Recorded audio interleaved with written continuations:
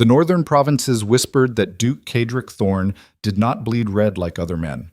They said his veins ran black with ash and iron, that his heart had frozen solid the night his father's throat was cut in front of him, that he felt nothing except the cold satisfaction of watching his enemies break. They were wrong about one thing. He felt everything. He simply refused to let it destroy him the way it destroyed weaker men. When the king's messenger arrived at Thornhaven Keep bearing the royal decree that would strip Cedric of his northern territories and redistribute his lands among court favorites, the duke stood in the great hall surrounded by his bannermen and did not flinch. The parchment crackled in his scarred hands while snow hammered against the fortress windows, and every lord present held their breath, waiting to see if their liege would ignite or implode. Cedric read it twice. Then he handed it back to the trembling messenger and spoke 3 words that would echo across the kingdom for years to come. Stay with me. What happens next will show you exactly who survives when power decides to devour itself. The messenger's name was Edmund Greyford, 3rd son of a minor house, chosen for this suicide mission precisely because his death would cost the crown nothing.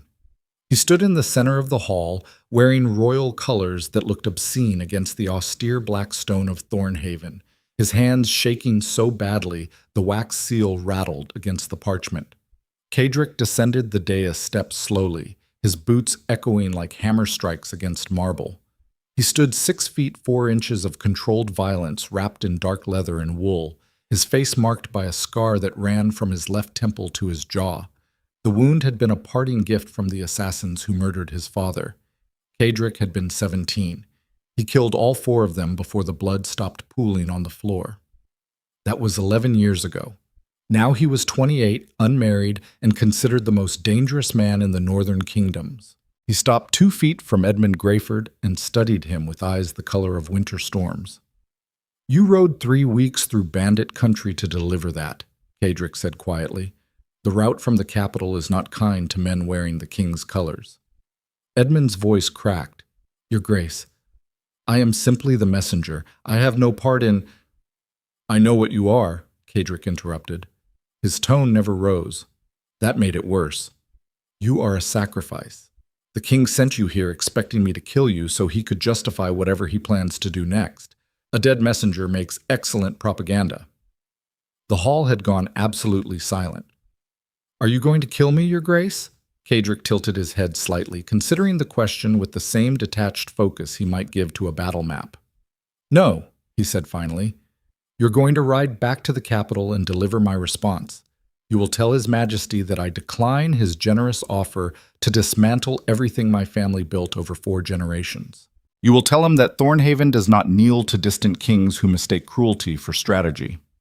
One of the bannermen behind Cedric, Lord Harrow, shifted uncomfortably.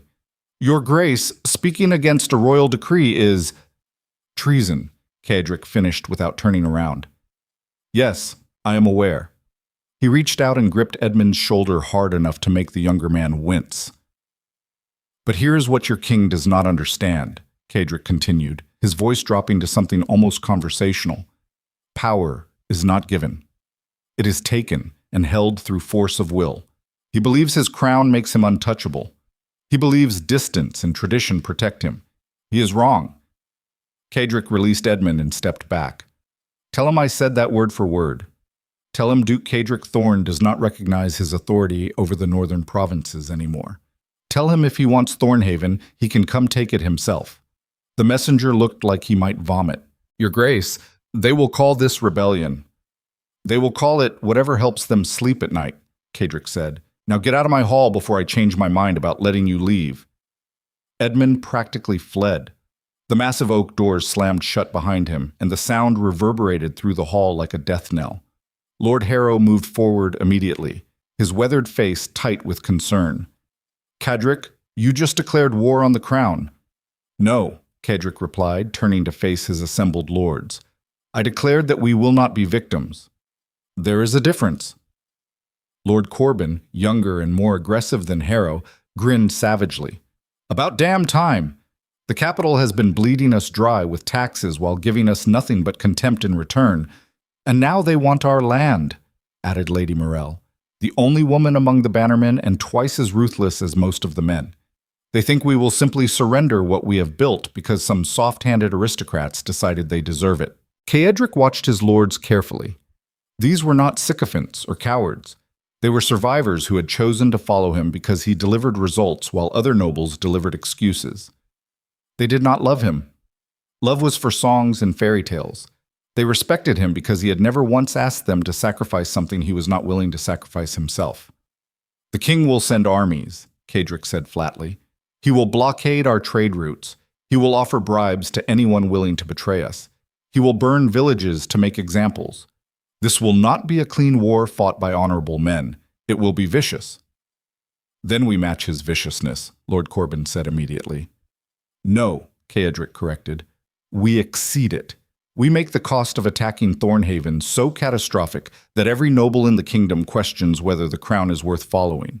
He moved back to the dais and stood before the ancient map of the northern territories carved into the wall behind his throne.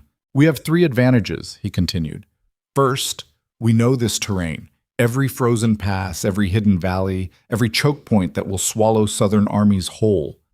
Second, we have loyalty born from competence, not fear. Our people know we protect what is ours. Third, we have something the king has forgotten." "What's that?" Lady Morell asked. Ceadric turned to face them, and for the first time since the messenger arrived, something almost resembling a smile touched his scarred face. "We have nothing left to lose." That night, Ceadric stood alone in his private study, staring at the letter he had written and rewritten 7 times. The parchment sat on his desk untouched, while a fire crackled in the hearth and shadows danced across the stone walls. The letter was addressed to Alara Ashford. He had not spoken to her in 3 years. Their betrothal had been arranged when they were children, a political alliance between 2 powerful northern houses meant to consolidate territory and resources. Ceadric had accepted it the way he accepted all obligations, with cold pragmatism and zero expectation of happiness. Then he met her. Alara was nothing like the vapid court ladies who giggled behind fans and measured their worth in jewelry. She read military treatises for entertainment. She could calculate supply chain logistics faster than his steward. She argued with him about everything from taxation policy to the ethics of preemptive strikes and never once backed down when he pushed back. He respected her. That was dangerous, because respect could turn into something else if you were not careful, and Ceadric Thorne could not afford to care about anything more than he cared about survival. So 3 years ago, when Alara's father died and left her as the sole heir to House Ashford, Ceadric had dissolved their betrothal. He told her it was a strategic decision, that the political landscape had shifted, that she would be better served finding an alliance that did not chain her to a man incapable of giving her what she deserved. He did not tell her the truth, that watching her smile made him feel like his chest was caving in, that the idea of her becoming collateral damage in his endless wars kept him awake more than any military threat, that he was terrified of needing her more than he needed his next breath, so he cut her loose. She had looked at him across the same desk where he now sat and said very calmly, "You are a coward, Ceadric Thorne." Then she left. He had not seen her since. Now he was staring at a letter that would drag her back into his orbit, whether she wanted to be there or not. Lady Alara Ashford, the king has declared his intention to strip the northern houses of their ancestral lands. War is coming. Your territories will be among the first targeted because of your proximity to Thornhaven and your resources. You have 3 options. 1. Surrender to the crown and hope they show mercy. They will not. 2. Fight alone and be destroyed within a month. 3. Ally with me. I am not asking you to trust me. I am asking you to survive. The choice is yours. Ceadric. He sealed the letter with black wax and his house sigil, a thorn bush wrapped around a broken crown. Then he called for his fastest rider. Alara's response arrived 6 days later. Ceadric was in the training yard working through sword forms when the messenger found him. He had been up since before dawn running tactical drills with his soldiers, pushing them until they moved like a single organism across the frozen ground. His body ached in that clean way that came from physical exhaustion. It was the only thing that shut his mind up long enough to let him think. He read her letter standing in the snow while his breath misted in the early morning air. Ceadric, your letter was insultingly presumptuous. I do not need you to explain my strategic vulnerabilities. I have been preparing for this possibility since the king's tax collectors started asking questions about our grain yields and military readiness 6 months ago. However, you are correct that fighting alone is suicide. I will bring my forces to Thornhaven within 2 weeks. We will discuss terms when I arrive. And Cadric, if you ever send me another letter that reads like a threat disguised as an offer, I will personally demonstrate why House Ashford has survived 3 civil wars and 2 plagues. Alara. Despite everything, Cadric laughed. It was a short, rough sound that startled the soldiers training nearby. Lord Harrow, who had been observing the drills, walked over carefully. Good news, Your Grace. Cadric folded the letter and slipped it inside his coat. Lady Ashford is bringing her armies to Thornhaven. Harrow's eyebrows shot up. She agreed to the alliance? Just like that? No, Cadric said. She agreed to show up and make my life difficult while we figure out how not to get killed. It's different. He turned and headed back toward the keep, calling over his shoulder. Clear the east wing. She will need quarters appropriate for someone who is about to save us all, while reminding me exactly how much I deserve to suffer. Alara Ashford arrived 13 days later at the head of 200 cavalry and 500 infantry. Cadric watched from the battlements as her forces approached through the mountain pass, their banners snapping in the wind. House Ashford's colors were silver and deep blue, marked by a phoenix rising from ice. It was pretentious as hell, and somehow perfectly suited to the woman who carried it. She rode at the front of her column wearing armor that had actually seen combat, not the decorative nonsense most nobles wore to look impressive. Her dark hair was braided back severely, and even from a distance, Cadric could see the sharp focus in her expression. She looked like war personified. She looked magnificent. He crushed that thought immediately and went to meet her in the courtyard. By the time Alara dismounted, half of Thornhaven's household had gathered to witness the arrival. She pulled off her riding gloves and approached Cadric with the same measured confidence she had always carried, as if she owned every space she entered. Duke Thorn, she said formally. Lady Ashford. They stood 3 feet apart, assessing each other like opponents before a duel. Your letter was characteristically warm, Alara said dryly. I thought brevity was a virtue, only when it is not being used to avoid actual communication. Cadric felt the corner of his mouth twitch. You are correct. I should have been more direct. Thank you for coming. We are likely going to die, but at least we will make them bleed first. Alara's expression did not change, but something flickered in her eyes. Amusement, maybe. Or recognition. Much better, she said. Now show me your war room. I want to see exactly how bad this is before I commit my people to your particular brand of catastrophic decision-making. The war room was located in the central tower, a circular chamber dominated by a massive table carved with topographical maps of the entire northern region. Cadric's senior commanders were already assembled: Lord Harrow, Lady Morell, Lord Corbin, and Commander Tyrell, who ran Thornhaven's standing army. Alara entered like she belonged there and went straight to the table. Show me, she said. Cadric moved beside her and began laying out the situation with brutal efficiency. The king has already sent advance scouts through the southern passes. They are pretending to be traitors, but we have identified at least 3 separate intelligence-gathering operations. He pointed to locations on the map. They want to know our troop strength, our supply situation, and whether any of our bannermen are willing to turn. Are any of them? Alara asked. 1, Cadric admitted. Lord Veyron. He owns the Eastern Valley territories. He thinks surrendering to the crown will save his people. Will it? No. The crown will strip his lands anyway and install a loyalist. But fear makes people stupid. Alara traced a finger along the mountain ranges. What is your plan? Cadric glanced at his commanders. We make Thornhaven impossible to take. We fortify the passes, we control the high ground, and we turn every mile between here and the capital into a graveyard. They can send armies, but they cannot hold terrain they do not understand. Defensive warfare, Alara said. Smart, but insufficient. She looked up and her eyes locked with his. If you only defend, you let them choose when and where to strike. You need to go on the offensive. Hit their supply lines. Destroy their forward positions before they solidify. Make them afraid to advance. Cadric stared at her. That would require splitting our forces and operating deep in hostile territory. Yes, Alara agreed. It would. And you would need someone who knows those territories intimately. Someone who has been running trade routes and intelligence networks through them for years. She smiled, and it was not a kind expression. Fortunately, you happen to have an ally who fits that description perfectly. Lord Corbin laughed outright. I like her.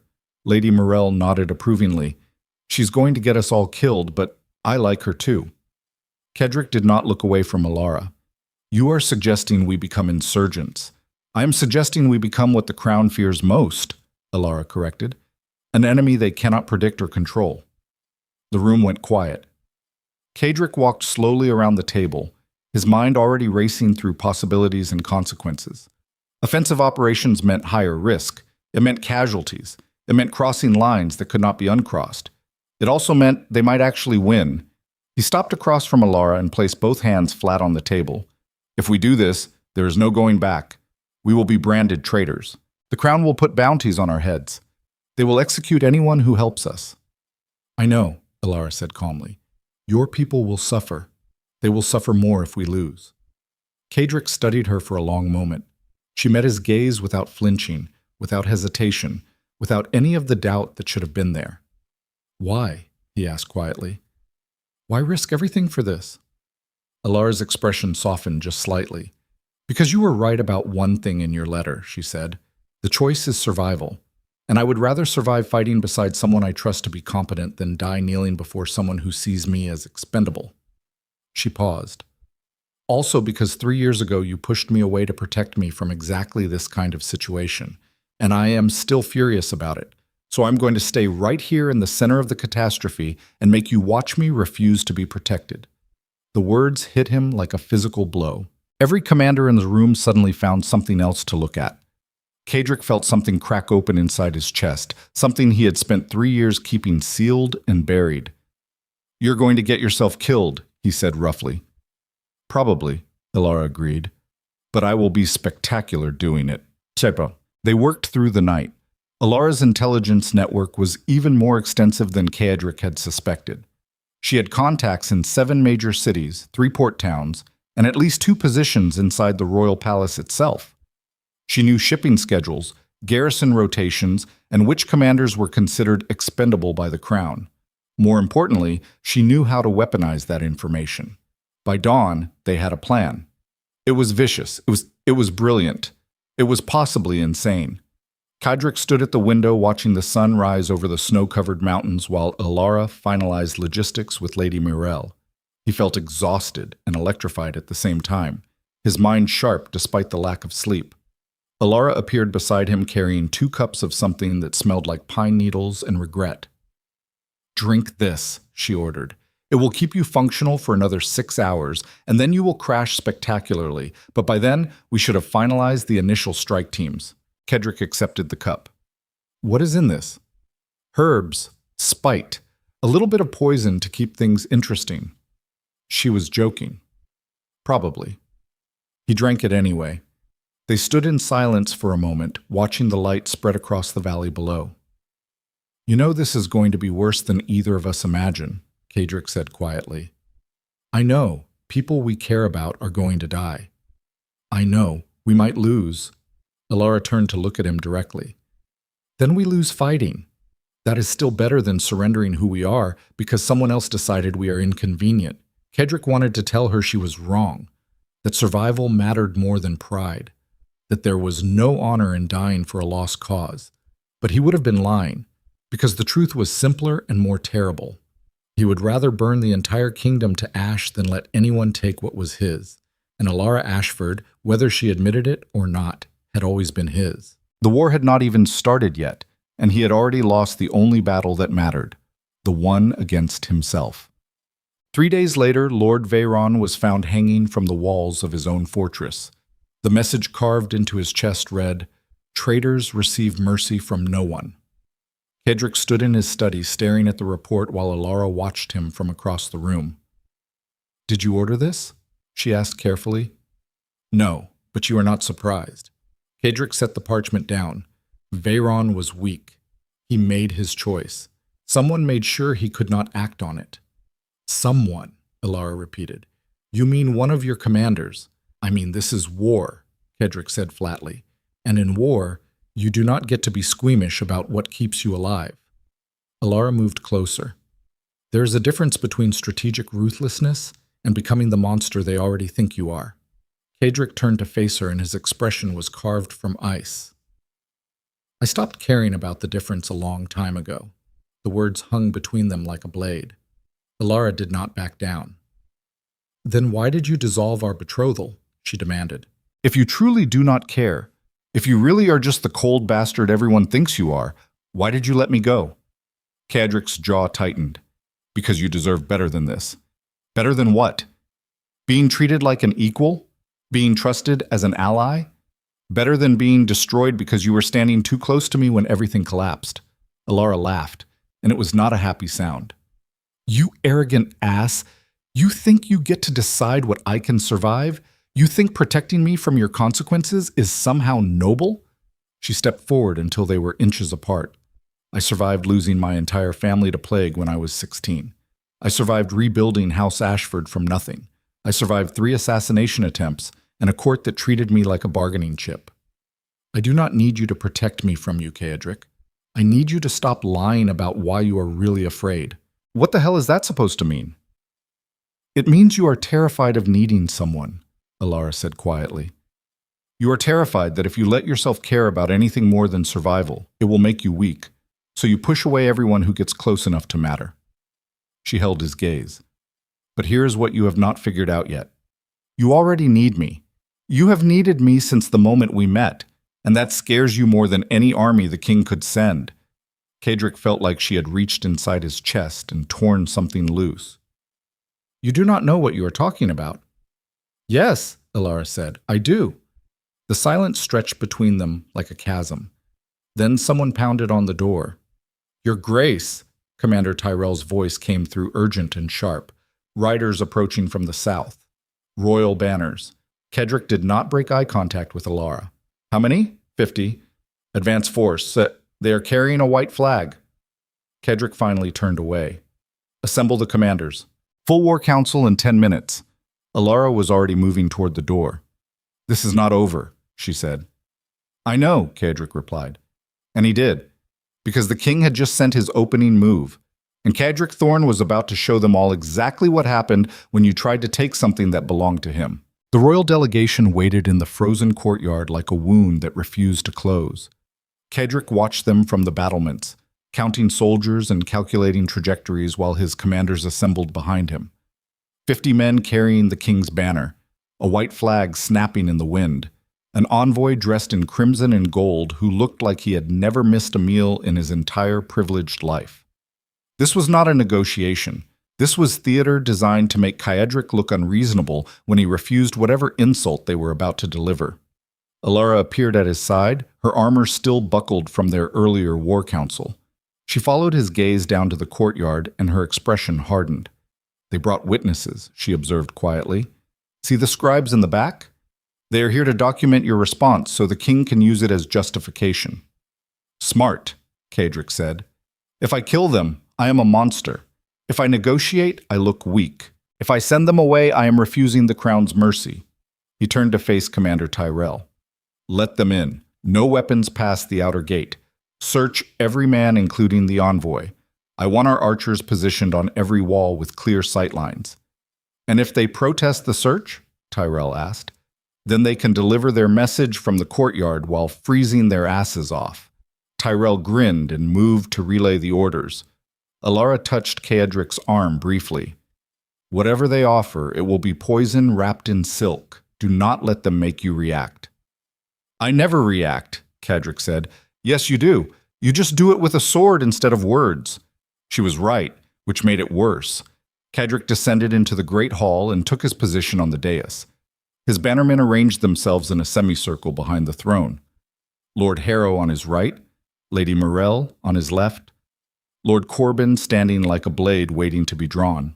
Ilara positioned herself slightly forward, a deliberate statement that she was not decoration but a power in her own right. The doors opened and the royal envoy entered, flanked by 2 guards who had been stripped of everything except their formal uniforms. The envoy's name was Lord Chancellor Peter Harwick, a court functionary known for his ability to deliver threats while smiling. He approached the dais with practiced deference that somehow managed to communicate condescension. "Duke Thorn," he began, his voice echoing through the hall. "His Majesty sends his greetings and is concerned for the unfortunate misunderstanding that has developed between the Crown and the northern provinces." Cadric said nothing. Harwick waited for a response that did not come, then continued with slightly less confidence. "The king recognizes that the northern territories have served the realm with distinction for generations. He values the loyalty and strength that houses like Thornhaven and Ashford have demonstrated.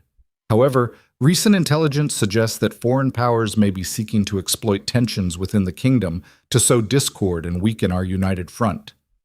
Still, Cadric remained silent, his expression carved from granite. Harwick's smile grew tighter.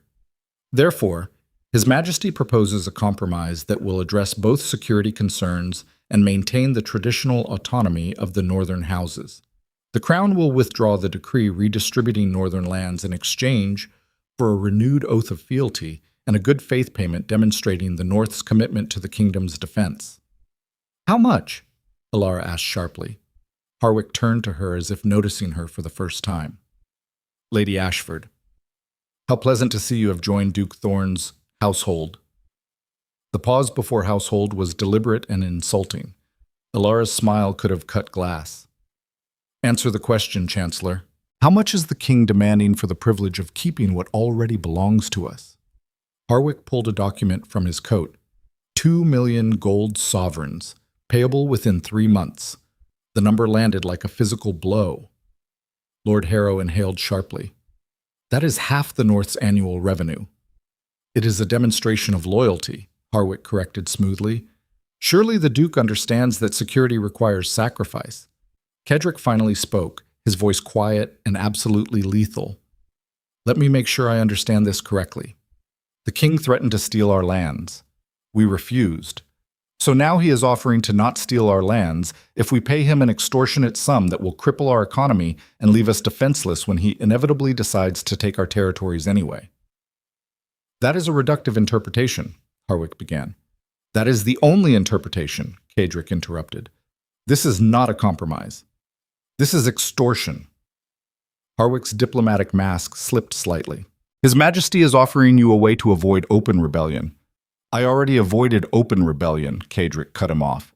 "I avoided it by declaring that Thornhaven no longer recognizes the Crown's authority over the northern provinces. What you are describing is the king trying to save face by making me pay for his own strategic incompetence." The hall went deathly silent. Harwick's face flushed red. "You would dare speak of His Majesty with such disrespect?" Cadric stood slowly, his full height dominating the space. "I would dare far worse than words, Chancellor. I would dare to remind you that you are standing in my hall, surrounded by my soldiers, delivering threats from a man who sits safe in his palace while sending others to face the consequences of his arrogance." He descended the dais steps one at a time, each footfall deliberate. "Here's my counteroffer. You will return to the capital and tell the king that the North will pay nothing, not 1 copper, not 1 ounce of gold, not 1 moment of fealty to a crown that views its own people as resources to be extracted and discarded." Harwick actually stepped backward. "This is treason. This is sovereignty," Cadric corrected. "And you have exactly 1 hour to be beyond my borders before I stop treating you like a diplomat and start treating you like a spy." "But the king can come collect his 2,000,000 sovereigns himself," Cadric said. "With an army, we will be waiting." Harwick looked around the hall desperately, as if searching for someone reasonable who might intervene. His gaze landed on Alara. "Lady Ashford, surely you understand the catastrophic consequences of this path. You have always been known for your wisdom and restraint. Perhaps you could counsel the Duke toward a more measured response." Alara walked forward until she stood beside Cadric, presenting a united front that made Harwick flinch. "Chancellor Harwick," she said pleasantly, "I want you to carry a message back to His Majesty from me personally." Harwick looked hopeful. "Of course, my lady." "Tell him that House Ashford stands with Thornhaven completely. Tell him that any army he sends north will face not just Duke Thorn's forces, but mine as well. Tell him that we have spent years preparing for exactly this moment while he was busy playing courtier games and underestimating what the North is capable of when pushed beyond tolerance. She smiled, and it was terrifying. And tell him that the next time he sends a delegation to threaten us, he should send someone competent enough to recognize when they have already lost. Harik looked like he had been struck. Kadric gestured to Commander Tyrell. Escort the Chancellor and his men to the gates. Make sure they understand the fastest route south. The royal delegation was removed from the hall like infected tissue being cut from a wound. As soon as the doors closed, Lord Corbin let out a breath he had been holding. Well, I suppose we are committed now. We were committed the moment they decided we were expendable, Lady Morell said. Kedrick turned to his commanders. Full mobilization. I want every able fighter armed and ready within 48 hours. Recall all patrols. Fortify the mountain passes. Begin evacuating non-combatants to the northern valleys where they will be out of the initial strike zones. And the offensive operations we planned? Alara asked. We accelerate them, Kadric said. If the king is sending armies, we need to make sure those armies never reach Thornhaven intact, hit their supply depots, destroy their forward positions, make every mile they advance cost them blood they cannot afford to lose. Lord Harrow moved closer, his voice dropping. Kedric, what you just did in there is no walking it back. We are at war with the crown. I know, people are going to die. Our people. I know. Harrow's weathered face creased with something between respect and grief. Then let us make sure their deaths purchase something worth the price. That night, Kadric could not sleep. He stood in his private chambers staring at maps spread across every surface, tracing invasion routes and calculating casualties. The numbers were brutal, no matter how he arranged them. The Crown could field armies 10 times the size of anything the North could muster. They had resources, infrastructure, and the legitimacy that came from generations of unquestioned authority. All Kadric had was terrain, desperation, and the willingness to do things that would make other men vomit. It would have to be enough. A knock at the door interrupted his spiraling thoughts. Come in. Alara entered carrying a bottle of something dark and 2 glasses. She did not ask permission, just moved to the table and poured. You look like hell, she observed. I feel appropriate to the situation. She handed him a glass. Drink. It will not make anything better, but at least you will have a reason to feel terrible tomorrow beyond existential dread. Kedric accepted the glass and downed half of it in one swallow. It burned like liquid anger going down. Alara watched him with those sharp eyes that missed nothing. Talk to me, she said quietly. About what? About whatever is happening inside your head that is making you look like you are planning to personally fight the entire royal army. Kadric set the glass down harder than necessary. I am planning how to keep everyone alive long enough to have a chance at winning. That is a lie. Excuse me? You are not planning how to keep everyone alive, Alara said. You're planning how to make their deaths mean something when the inevitable happens. There is a difference. The words hit too close to something he had been trying not to examine. What do you want me to say? That I am terrified I just sentenced thousands of people to die for my pride? That every decision I make from this point forward will be measured in corpses? I want you to say the truth, Alara said. Whatever it actually is. Kadric moved to the window and stared out at the lights of Thornhaven scattered across the valley below. Families, children, people who trusted him to protect them. I wanted them to fear me, he said finally, his voice rough. The king, the court, every soft aristocrat who thought the North was weak because we are distant. I wanted them to understand that taking what is mine comes with a cost they cannot afford to pay. He turned to face her. But now I have to actually deliver on that threat, and the cost is not going to be paid by me. It is going to be paid by farmers who never wanted to fight, and soldiers who followed orders they did not question, and families who are going to burn because I refused to kneel. Alara set her glass down and crossed the room until she stood directly in front of him. You think you are the only one carrying that weight? What? Every commander in your hall tonight made the same choice you did, Alara said. Every soldier who picks up a weapon tomorrow is choosing to fight. They are not children who need you to protect them from their own decisions. They are people who understand what is at stake and have decided that some things are worth dying for. Like what? Kedric demanded. Pride? Territory? The ego of a duke who could not tolerate being told no.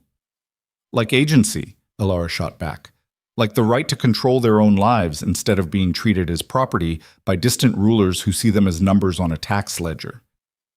You think the farmers do not understand what the king's soldiers will do if they take the north? You think they have not heard the stories about what happens to territories that surrender? She stepped closer. The crown does not offer mercy, Kadric. It offers subjugation. And you gave everyone here the option to fight back. That is not arrogance. That is leadership. Kadric felt something crack inside his chest. I do not know if I can keep them safe. You cannot, Alara said bluntly. That is not how war works. People are going to die. Some of them will die because you made the wrong call. Some will die because they made the wrong call. Some will die for no reason at all except that they were standing in the wrong place when the world decided to be cruel. She reached up and gripped his face with both hands, forcing him to meet her eyes. But you can give them a chance. You can make the cost so high that the crown breaks before we do. You can turn this mountain range into a graveyard that their armies never escape. You can be the monster they think you are and make them regret ever trying to take what belongs to the north. Her voice dropped to something almost gentle. And you can let me help you carry it instead of pretending you have to shoulder everything alone. Kadric stared at her, this woman who had every reason to walk away and instead chose to stand in the center of the catastrophe beside him. Why? He asked hoarsely. Why are you really here? Because 3 years ago, you looked at me like I was the most dangerous thing in your world, and then you pushed me away to protect yourself from caring too much, Alara said. Because I have spent every day since then being furious that you thought I needed protecting and furious that you were probably right. She did not look away. Because I would rather die fighting beside you than spend the rest of my life wondering what would have happened if I had been brave enough to stay. The confession hung between them like exposed wire. Kadric's hands moved before his brain could catch up, gripping her waist and pulling her against him with enough force to make her breath catch. You're going to get yourself killed, he said roughly. Probably, Alara agreed. I cannot protect you from what is coming. I do not want you to. I am going to do terrible things before this is over. I know.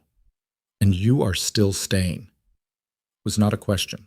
Alara smiled, fierce and sad, and absolutely unbreakable. I am not just staying, Kadric. I am all in.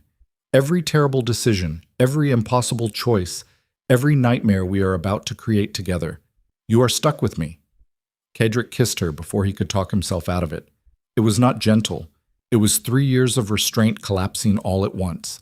The acknowledgement that they were both about to die and the refusal to waste whatever time remained pretending they did not need this. Alara responded immediately, her hands fisting in his shirt and pulling him closer like she could anchor herself to something solid in a world that had stopped making sense. When they finally broke apart, both breathing hard, Kadric pressed his forehead against hers. This changes nothing about the war, he said. I know. We are still probably going to lose. I know. And if we do not, we are going to become the villains in every story they tell afterward. Good, Alara said fiercely. Let them tell stories about the North that refuse to die quietly. The king's armies arrived 3 weeks later. Kadric stood on the battlements of Thornhaven watching the southern horizon turn black with soldiers. They came in waves. Cavalry units, pike formations, siege equipment dragged by oxen through the snow. The royal banners stretched for miles, a sea of crimson and gold that seemed to swallow the landscape. Commander Tyrell appeared at his side with a field report. Estimates put them at 15,000 strong. They have cannons, supply wagons, field medics. This is not a punitive raid, Your Grace. This is a full invasion force. Kadric studied the approaching army with clinical detachment. Who is commanding? General Marcus Aldrin, the king's favorite butcher. He is the one who crushed the Western Rebellion 5 years ago. How did he crush it? By executing every man, woman, and child in the rebel territories and displaying their heads along the trade roads as a warning. Kadric's expression did not change, but something cold and final settled behind his eyes. Good. Tyrell looked at him sharply. Your Grace? I said good, Kadric repeated. That means he thinks brutality wins wars. He thinks fear is a weapon that only cuts one way. He is wrong. and we are going to prove it." He turned to face his assembled commanders. "General Aldrin expects us to hole up in the fortress and wait for them to starve us out or batter down the walls. He expects a siege. Instead, we are going to give him a war of attrition that turns this entire mountain range into his tomb." Lord Corbin grinned savagely. "What are your orders?" Kedrick pointed to positions on the map spread across the war table. "First wave? Commander Tyrell takes 300 cavalry through the Western Pass and hits their supply lines tonight. Burn everything: food, medical supplies, ammunition. Make them understand that every mile they advance deeper into our territory costs them the ability to retreat." Tyrell nodded sharply. "Second wave. Lady Morell, you take archers and position them along the high ridges overlooking the main approach. Wait until their forward units commit to the pass, then rain hell. I do not want controlled volleys. I want them buried." Morell's smile was predatory. "Understood." Third wave. Alara and I will lead strike teams through the underground tunnels and emerge behind their command position. We take out their officers, their communication lines, and their ability to coordinate. An army that large cannot function without leadership. We are going to decapitate them before they realize what is happening." Lord Harrow's expression was grim. "That is not a battle plan, Kedrick. That is a massacre." "Yes," Kedrick agreed. "It is. Because General Aldrin brought an army designed to intimidate us into surrender. He did not bring an army prepared to fight an enemy that refuses to die." He looked at each of his commanders in turn. "No mercy, no prisoners, no quarter given. The king sent his butcher to destroy us, so we are going to show them what real butchery looks like." The words settled over the war room like ash. Alara moved beside him, her voice low enough that only he could hear. "This is the point where we stop being the defenders," she said quietly. "Once we do this, we become the monsters." Kedrick met her eyes. "We became the monsters the moment we decided to survive." The first strike happened at midnight. Commander Tyrell led his cavalry through terrain that should have been impassable, using smuggler routes and animal paths that the Royal Army did not know existed. They emerged from the tree line like ghosts made of steel and fury. The supply depot was lightly defended because no one expected an attack so far behind the front lines. That was a fatal miscalculation. Tyrell's forces cut through the guards before they could sound an alarm. They torched wagons loaded with grain and salted meat. They drove horses into the river. They destroyed medical tents and shattered crates of arrows.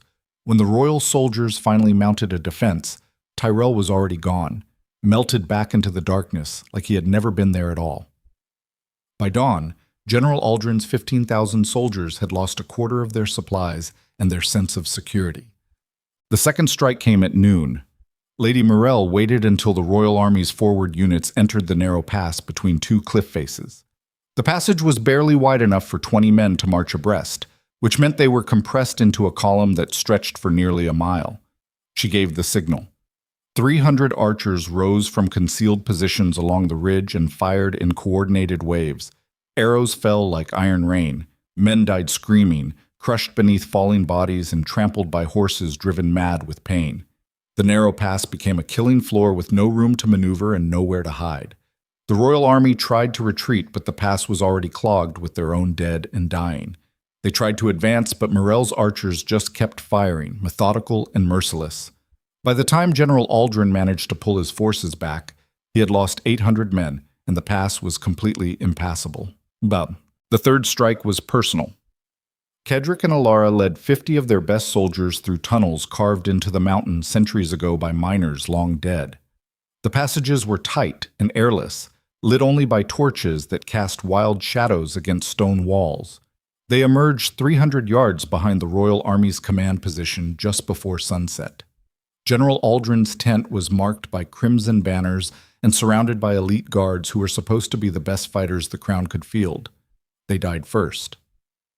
Kedrick moved through the camp like violence given form, his sword cutting through armor and flesh with equal efficiency. He did not fight with elegance or technique. He fought with purpose, each strike designed to kill as quickly and brutally as possible. Alara fought beside him, her movements precise and absolutely lethal.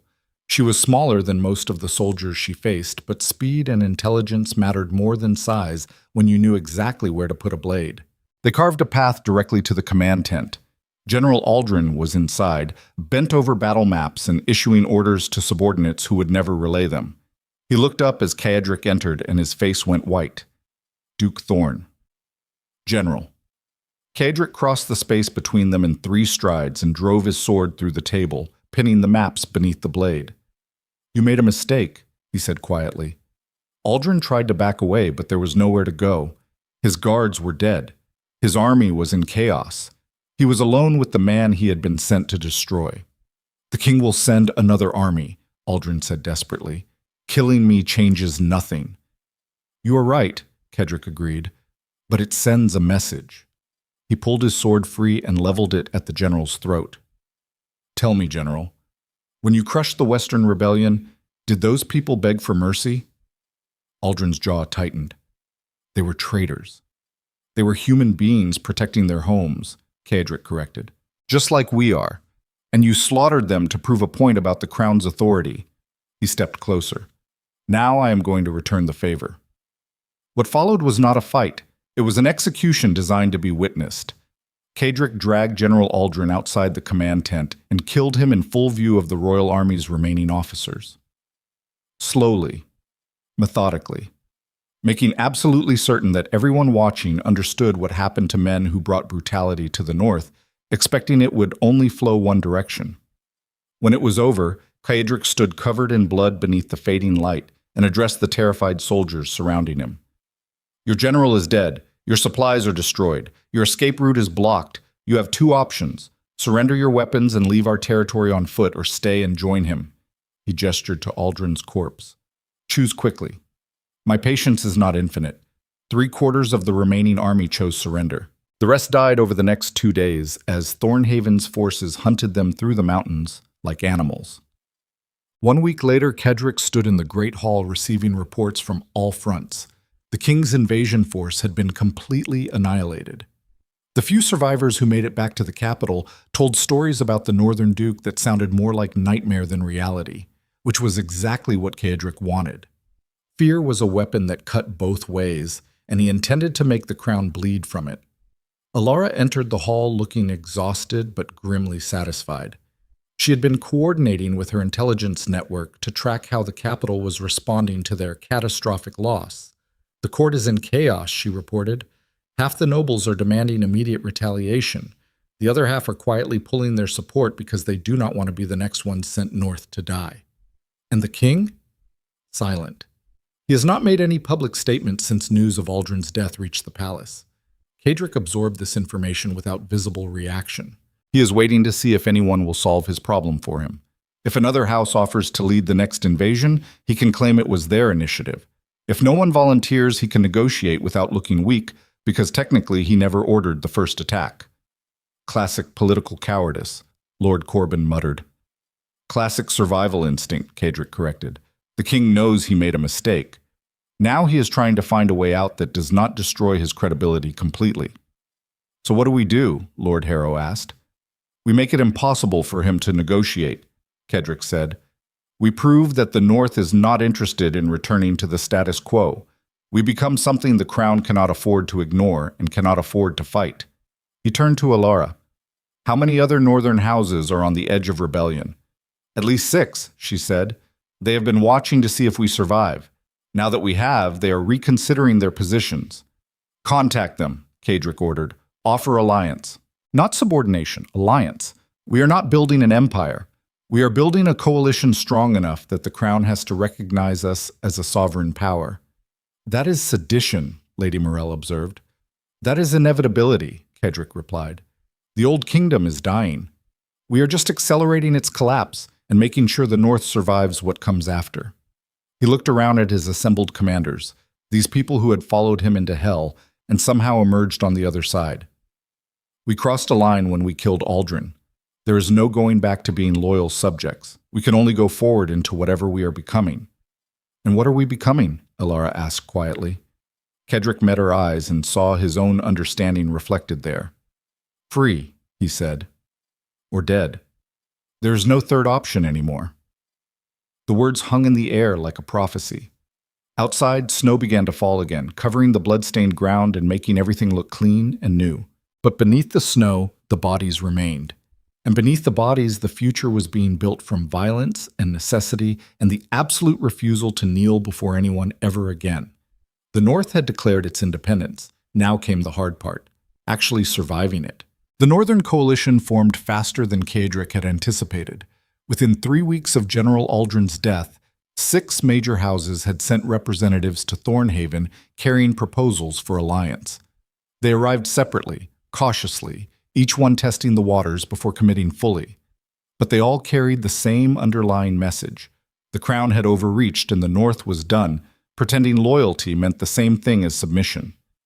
Kadric met with each delegation personally, laying out terms that were pragmatic rather than idealistic. He did not promise them freedom or justice or any of the abstract concepts men like to die for. He promised them survival through collective strength and the understanding that united they might endure what individually would destroy them. It was not inspiring. It was honest. And honesty, it turned out, was what desperate people valued most. Lord Davith of House Ironwood was the first to commit fully. He controlled the western mining territories and brought with him access to iron, copper, and the ability to arm 10,000 soldiers within a month. He was also pragmatic enough to understand that Kadric's reputation for brutality was an asset rather than a liability. "We need someone the Crown fears," Davith said bluntly during their private negotiation. "Pretty words do not win wars. Violence does. You have proven you understand that." Kadric studied the older man across the table. "And you are comfortable allying with someone willing to do what others consider monstrous?" Davith's smile was cold. "I am comfortable allying with someone who wins. Morality is a luxury for people who are not trying to survive." They signed the alliance agreement that night. 4 more houses followed within days. House Blackwater with their control of the northern ports, House Ravenhill with their cavalry forces, House Stormwatch with their network of fortified positions along the eastern border, and House Greythorn with their grain production that could feed armies through winter sieges. The 6th house was the problem. House Valen controlled the strategic pass that connected the northern territories to the Midlands. Without their cooperation, any coalition army would be trapped in the mountains with no way to project power beyond their immediate region. With their support, the North became a genuine threat to the Crown's authority across the entire kingdom. Lord Garrett Valen arrived at Thornhaven with an honor guard of 200 soldiers and a reputation for political cunning that made even seasoned diplomats nervous. He was in his late 50s, silver-haired and sharp-eyed, with the kind of controlled charisma that came from decades of manipulating courtiers and outmaneuvering rivals. Alara did not trust him. She pulled Kadric aside the night before the official negotiations. "Something is wrong with Valen," she said quietly. "I have been running intelligence on him for the past week, and his behavior does not match his circumstances." "What do you mean?" "He is too eager," Alara explained. "Every other house approached us carefully, testing commitments before fully engaging. Valen sent his acceptance within hours of receiving our invitation. He is treating this like an opportunity he has been waiting for, rather than a dangerous gamble he is being forced into. Maybe he sees the strategic value faster than the others. Or maybe he has his own agenda that we have not identified yet." Kadric considered this. "What does your network say about his recent activities?" Alara's expression darkened. "That is the problem. He has been making trips to neutral territory over the past 3 months. Small delegations, private meetings, nothing that would raise immediate suspicion, but the timing is convenient. You think he is working with the Crown. I think we should not finalize any agreement until we know for certain whose interests he actually serves." Kadric trusted Alara's instincts more than he trusted his own at this point. She had been right about too many things for him to dismiss her concerns now. "Delay the formal signing," he ordered. "Tell Valen we are still reviewing terms with the other houses. Give your people time to dig deeper. And if he pushes back, then we will know something is definitely wrong." Lord Valen pushed back immediately. The next morning, he requested a private audience with Kadric, claiming he had sensitive information that required discretion. They met in the same study where Kadric had written the letter to Alara months ago, when the war was still theoretical and betrayal was something that happened to other people. Valen entered with the easy confidence of a man who believed he controlled the conversation. Duke Thorn, he began smoothly. I appreciate your caution regarding our alliance, but I must express concern about the delay. Time is not on our side. The Crown is already mobilizing a second invasion force. If we do not consolidate our position quickly, we will lose the initiative. Cedric leaned against the desk, his posture deliberately casual. What makes you think the Crown is mobilizing? Intelligence from my sources in the capital, Valen replied. The king is furious about Aldrin's defeat. He is currently negotiating with 3 different mercenary companies to supplement his regular forces. Within 2 months, we will be facing an army twice the size of the first one. And your solution is to formalize our alliance immediately. My solution is to recognize that divided, we will be crushed, and united, we have a chance. Every day we spend negotiating is a day the Crown uses to prepare. Cedric studied Valen with the same clinical detachment he used when evaluating enemy positions. The man was good, his arguments were logical, his urgency felt genuine, and his body language communicated concern rather than manipulation. But Alara's warning echoed in Cedric's mind. Too eager. I will consider your concerns, Cedric said neutrally. The formal alliance will be finalized within the week. Valen's expression tightened almost imperceptibly. A week may be too long. Then we will work quickly. The dismissal was clear. Valen stood, his diplomatic mask still firmly in place. I hope you understand that I am trying to help ensure our collective survival, Duke Thorn.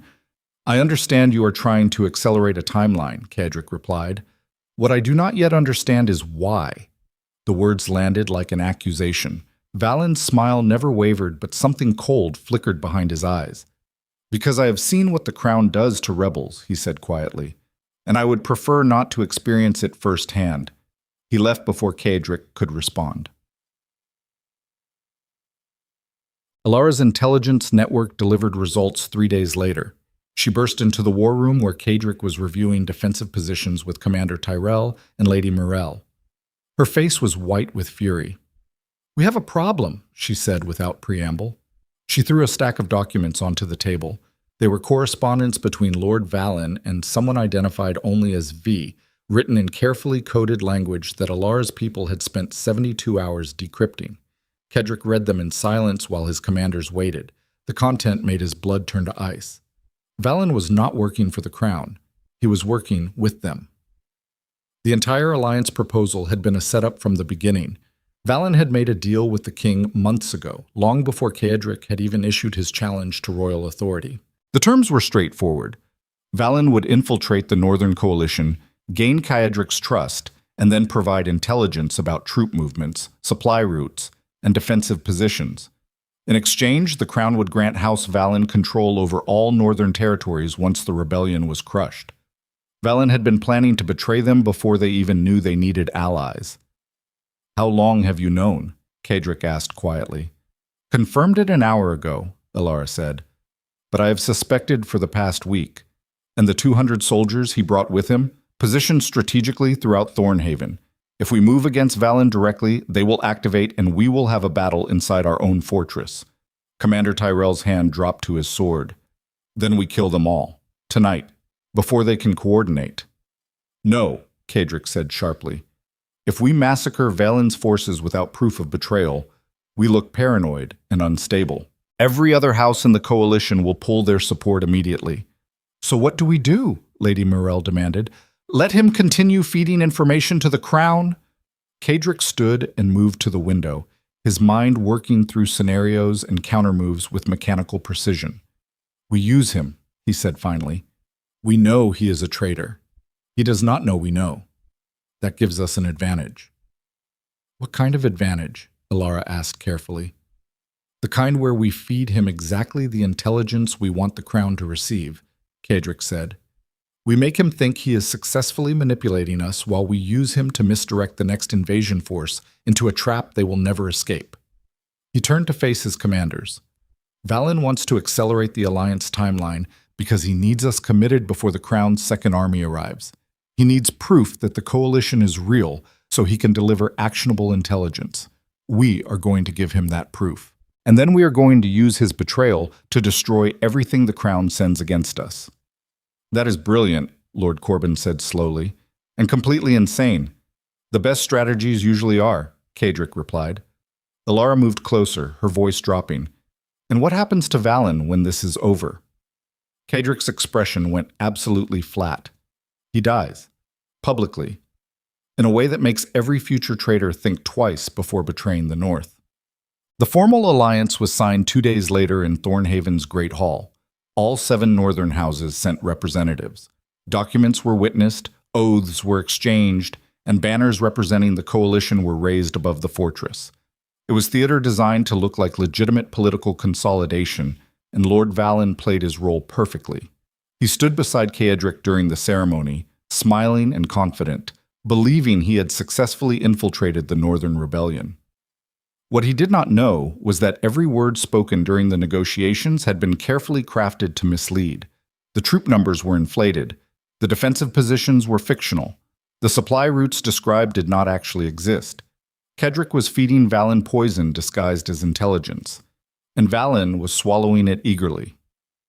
That night, after the formal ceremonies concluded, Valen requested another private meeting. They met in the study again, but this time Alara was hidden in an adjacent room behind a concealed panel, listening to every word. "Duke Thorn," Valen began, "now that the alliance is formalized, we need to discuss military coordination. The Crown's second invasion force will be here within 6 weeks. We must prepare a unified response." "Agreed," Cadric said. "What do you propose?" Valen pulled out maps and began outlining defensive strategies that were competent, logical, and designed to position coalition forces exactly where the Crown's army could destroy them most efficiently. Ceadric listened carefully, nodding at appropriate moments, asking questions that made him seem engaged and trusting. Inside, he was counting the seconds until he could kill this man. "Your strategy is sound," Ceadric said when Valen finished. "We will begin implementing these positions immediately." Valen looked pleased. "Excellent. I believe if we maintain discipline and unity, we have a genuine chance at victory." Ceadric met his eyes directly. "Unity is everything," he agreed.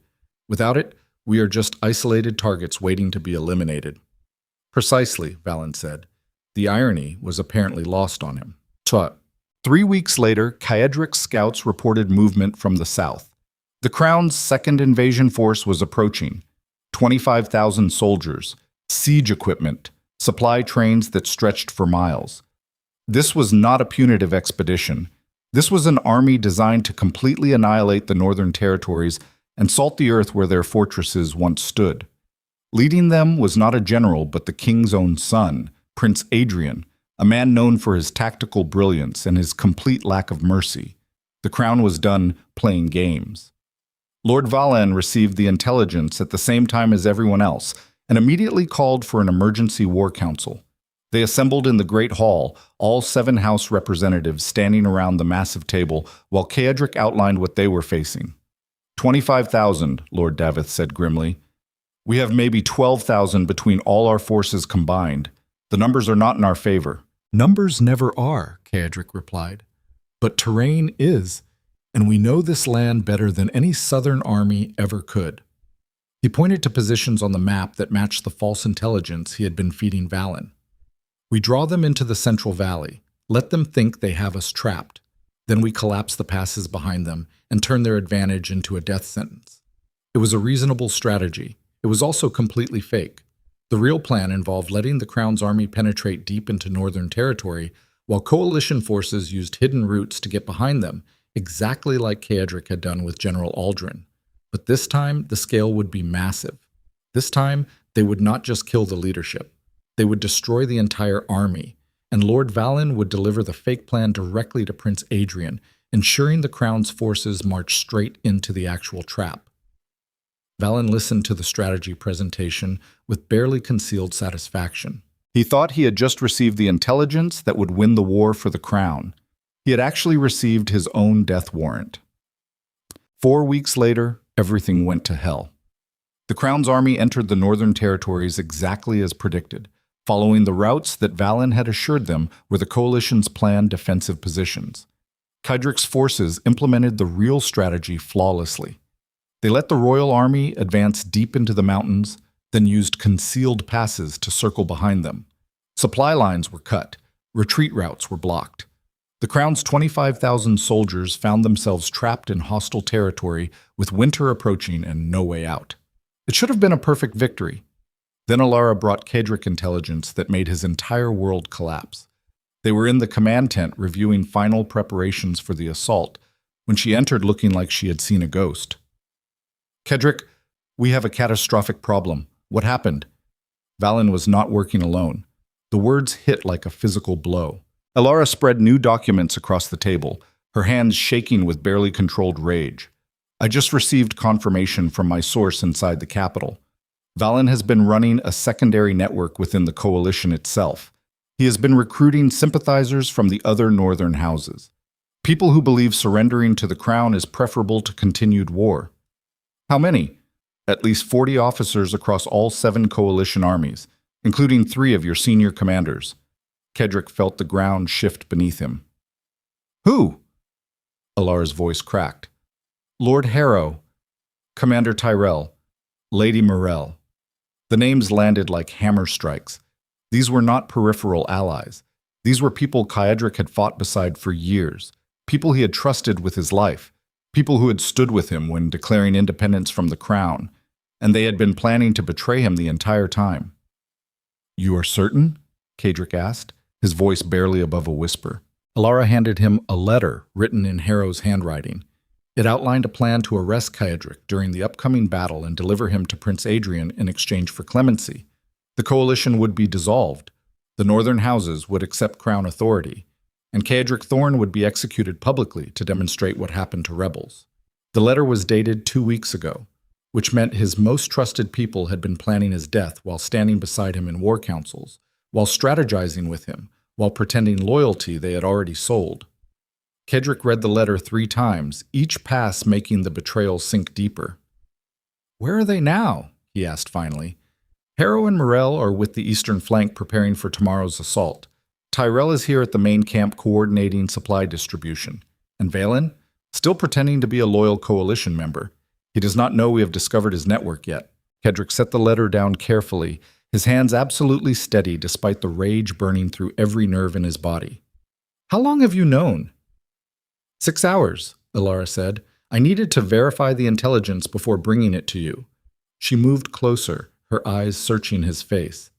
"Kedrick, if we move against them now, we risk fracturing the entire coalition right before the battle.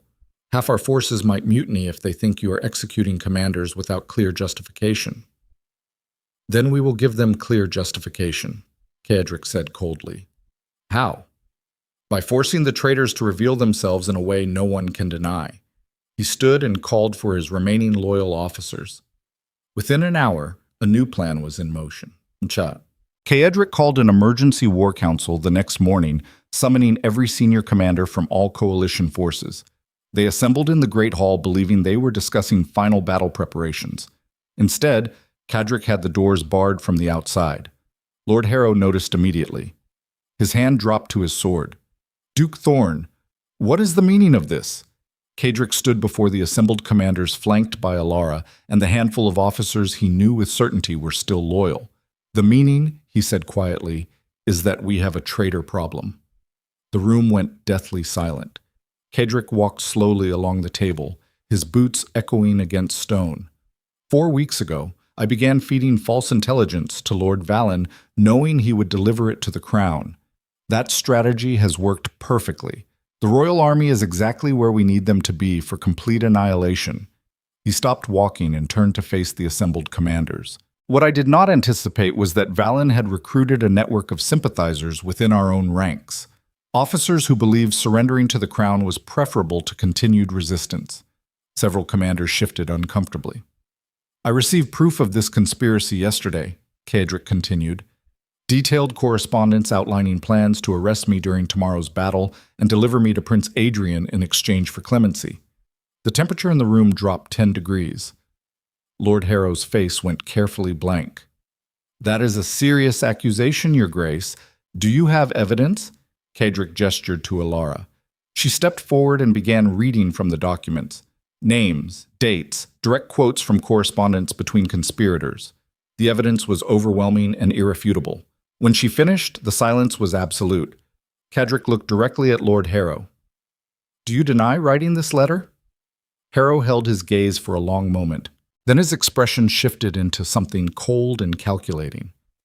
"No," he said calmly, "I do not deny it." The admission sent shockwaves through the hall.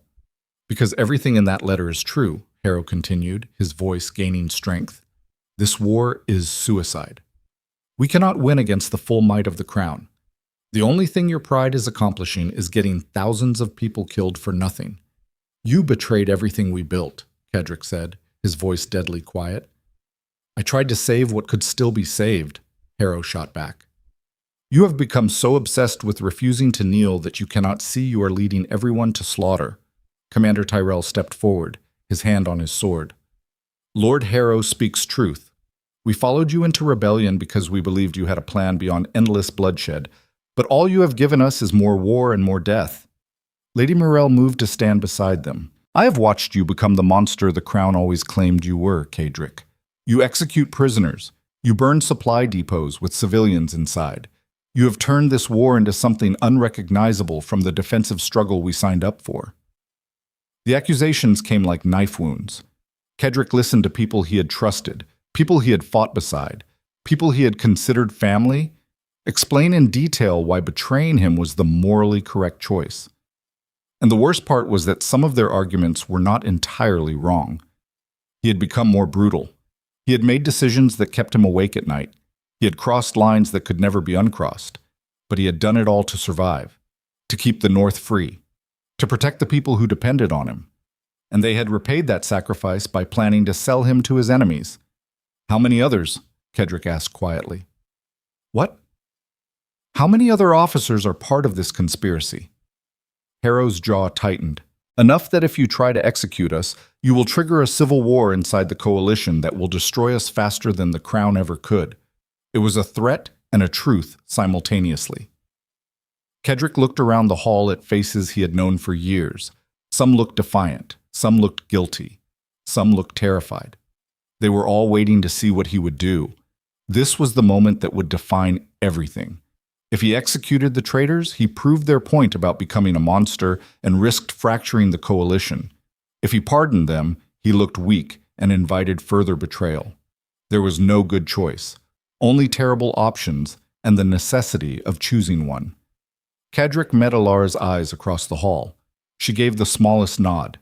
"Trust yourself." He turned back to face his betrayers. "You are right about one thing," he said quietly. "This war has turned me into something I never intended to become. I have made choices that will haunt me until the day I die. I have sacrificed my humanity piece by piece to keep the North alive." He stepped closer to Harrow. "But here's what you have failed to understand. The crown does not offer mercy. It offers subjugation disguised as clemency. If you deliver me to Prince Adrian, he will execute me publicly, and then he will execute every single person who followed me. Your surrender will not save anyone. It will just make the slaughter easier to coordinate." "That is not certain," Harrow argued. "Yes, it is," Kedrick said flatly, "because that is exactly what I would do in his position." The honesty of the statement landed like a thunderclap. "You think turning me over makes you the reasonable ones?" Kedrick continued.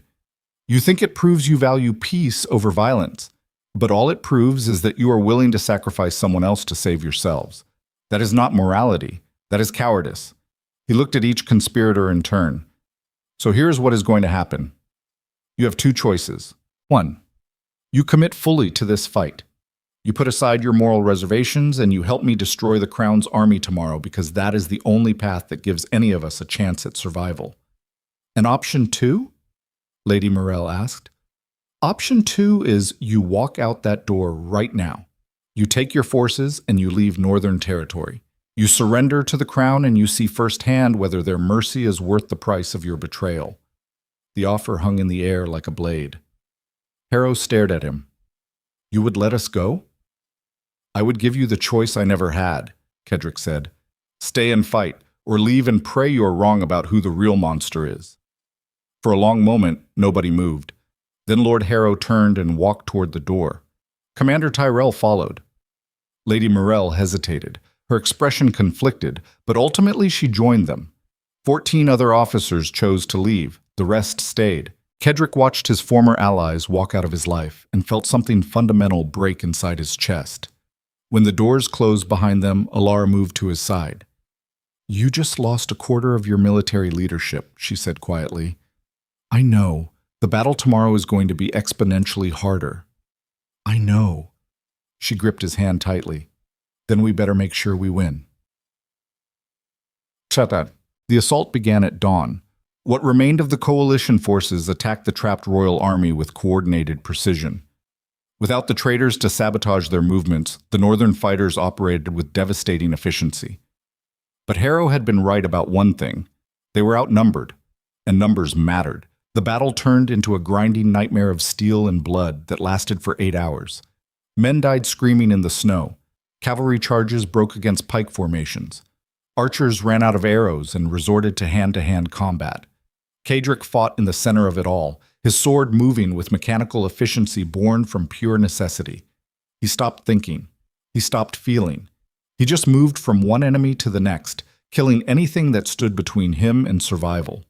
Beside him, Alara fought with terrifying precision, covering his blind spots and matching his rhythm like they were two parts of the same weapon.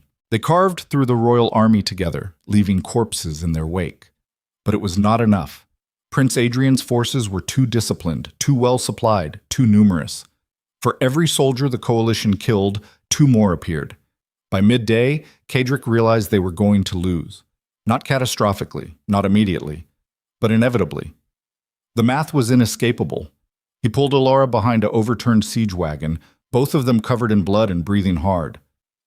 "We need to retreat," he said. "If we retreat now, they will pursue us all the way back to Thornhaven." "I know, but if we stay, we die here and accomplish nothing." Alara looked at him with eyes that had seen too much death in too few hours. "There is a third option." "What?" "You take what remains of our forces and pull back to defensible positions. I will lead a strike team directly at Prince Adrian. If we can kill him, the royal army loses cohesion and we buy time to regroup." Kedrick stared at her. "That is a suicide mission." "Probably," Alara agreed, "but it is the only play that gives us both a tactical victory and a strategic survival." "No." The word came out harsher than he intended. Alara smiled sadly. "You do not get to protect me from this, Kedrick. Not anymore. I am not losing you.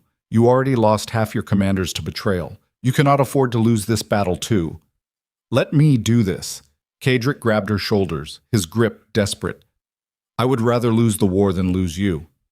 Alara reached up and touched his face, her hand leaving a bloody streak across his jaw.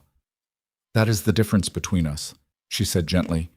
"You fight to protect what you own. I fight to protect what matters." She kissed him once, hard and final. Then she was gone, sprinting back into the chaos with 20 soldiers following her toward the center of the royal forces where Prince Adrian's banner flew. Kedrick watched her disappear into the smoke and felt his entire world narrow to a single truth. He had spent years building walls around his heart to protect himself from caring too much, and Alara had destroyed every single one without even trying. Now she was running toward death to save him, and there was nothing he could do except honor her sacrifice by surviving. He turned to his remaining forces and gave the order to retreat. They pulled back in controlled sections, fighting for every yard, leaving the battlefield soaked in blood. Behind them, Kedrick heard the sounds of Alara's assault reaching Prince Adrian's position. Steel against steel, screaming, explosions as supply wagons detonated. Then silence. Kedrick did not look back. He could not, because if he looked back, he would see the truth written in smoke and blood. That power required sacrifice. That survival demanded terrible prices. That loving someone made you vulnerable in ways that no armor could protect against. And that Duke Kedrick Thorne had just lost the only person who had ever made him believe he could be something more than the monster everyone feared. The retreat took 3 days. By the time they reached Thornhaven, Kedrick had lost half his remaining forces to pursuit and exhaustion. But they had survived. And somewhere behind them, Prince Adrian's army was dealing with catastrophic supply shortages and the complete collapse of their command structure. Because Alara Ashford had succeeded. She had killed the prince, and died doing it. The confirmation arrived via scout 2 days after they barricaded themselves inside Thornhaven. Kedrick read the report alone in his study. Then he burned it. Because some truths were too destructive to be committed to paper. The North had survived, but the cost had finally exceeded what Kedrick could bear. And standing in the ruins of everything he had tried to build, Duke Kedrick Thorne understood with absolute clarity what he had become. Not a liberator, not a protector, just a man who had sacrificed everything that made life worth living in order to survive.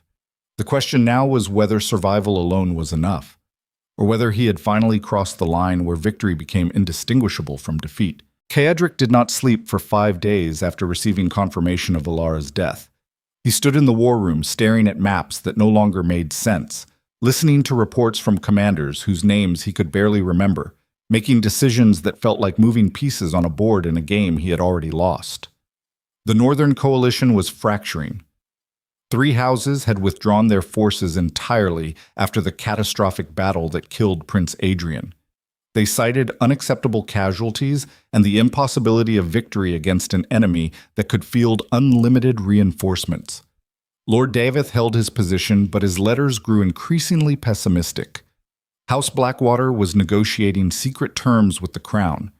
Everything Kedrick had built was collapsing, and he could not bring himself to care, because the only person whose opinion had ever mattered was buried in a mass grave somewhere in the southern mountains, her body mixed with hundreds of other soldiers who had died believing their sacrifice would purchase something meaningful.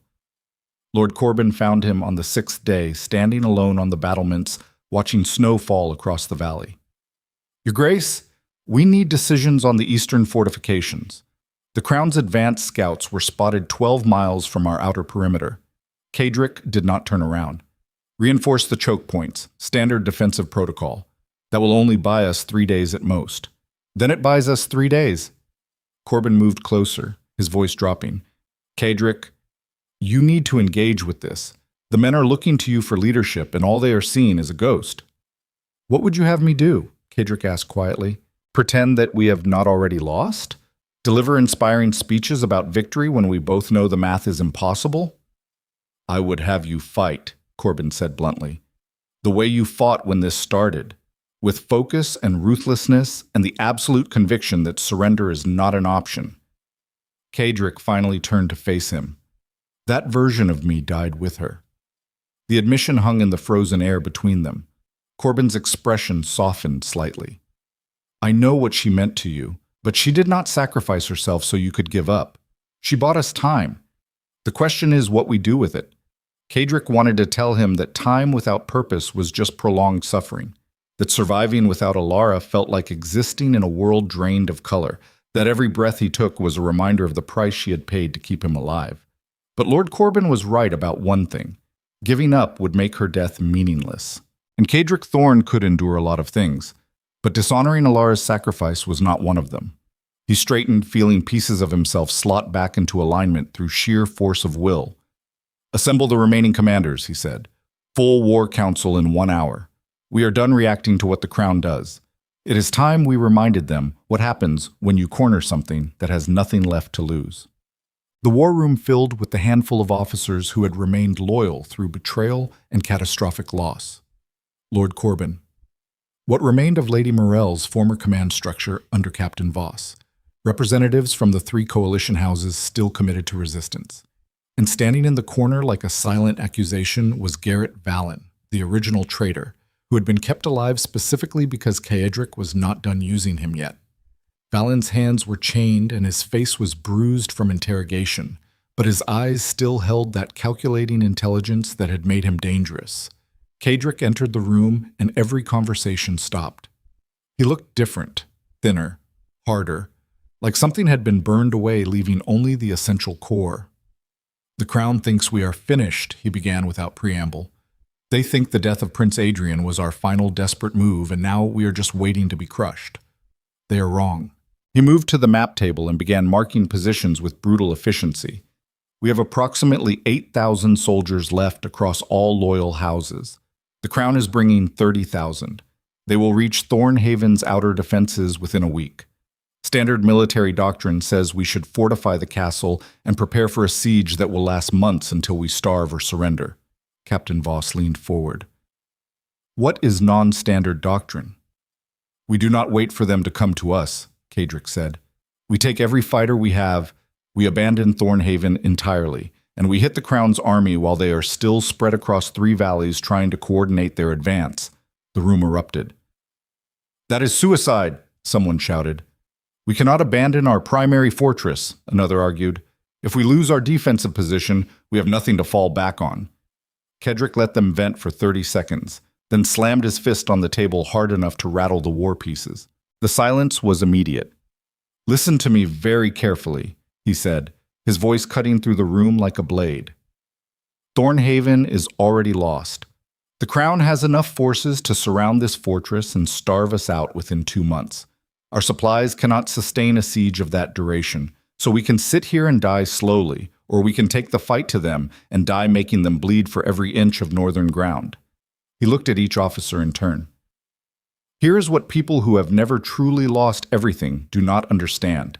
They think survival means preservation. They think victory requires keeping what you already have. They are wrong. Sometimes survival means burning down everything you built so the enemy cannot use it against you. Sometimes victory means making the cost so catastrophic that winning becomes indistinguishable from losing. Lord Corbin was nodding slowly. You want to turn this into a war of annihilation. I want to make the Crown understand that taking the North will cost them the kingdom, Ceadric said. We hit their supply lines. We destroy their command structure. We use guerrilla tactics that make every step forward a nightmare. And when they finally break through to Thornhaven, they will find a fortress that has been stripped of everything useful and rigged to collapse on top of them. Captain Voss's eyes widened. You are going to destroy your own castle. I am going to destroy the idea that castles matter more than the people willing to fight for them, Ceadric corrected. Thornhaven is stone and mortar. The North is everyone in this room who refuses to surrender. As long as we are alive and fighting, the rebellion continues. The moment we let ourselves be trapped defending static positions, we become targets instead of threats. He pulled out a detailed operational plan that he had apparently been developing during his days of silence. Phase 1. We evacuate all non-combatants through the northern passes into territories the Crown cannot easily reach. They scatter into small groups that can sustain themselves independently. The Crown gets no hostages and no leverage. Phase 2. We divide our 8,000 fighters into mobile units of 200 each, small enough to move quickly, large enough to do serious damage. Each unit operates independently, hitting supply depots, ambushing patrols, destroying infrastructure. We become ghosts that the Crown cannot pin down or eliminate. Phase 3. We rig Thornhaven with enough explosives that when the Crown's main army finally breaches the walls, the entire fortress comes down on top of them. The plan was insane. It was brilliant. It was the strategy of someone who had stopped trying to win and started focusing on making defeat unbearable for everyone involved. Lord Corbin studied the operational details.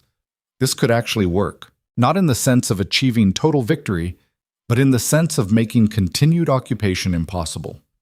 Exactly, Ceadric said. The Crown can send armies to crush organized resistance, but they cannot occupy territory that actively destroys them from within. We turn the North into a wound that never heals. Eventually, maintaining control costs more than it is worth.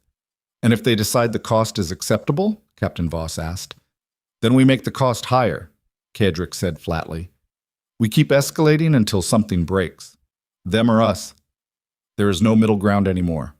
He looked at Garrett Valen, still chained in the corner. Which brings me to our insurance policy. Valen's expression remained carefully neutral, but Ceadric saw the flicker of fear behind his eyes. Lord Valen is going to deliver a message to the Crown, Ceadric continued. He is going to tell them that the Northern Coalition is willing to negotiate surrender, that we have been broken by Prince Adrian's death, and we are ready to accept terms. Valen's jaw tightened. They will never believe I suddenly regained your trust. They do not need to believe that, Ceadric said. They just need to believe you escaped and are providing intelligence out of self-preservation, which is completely consistent with your established character. What makes you think I will deliver your message instead of warning them about your actual strategy? Ceadric smiled, and it was absolutely terrifying.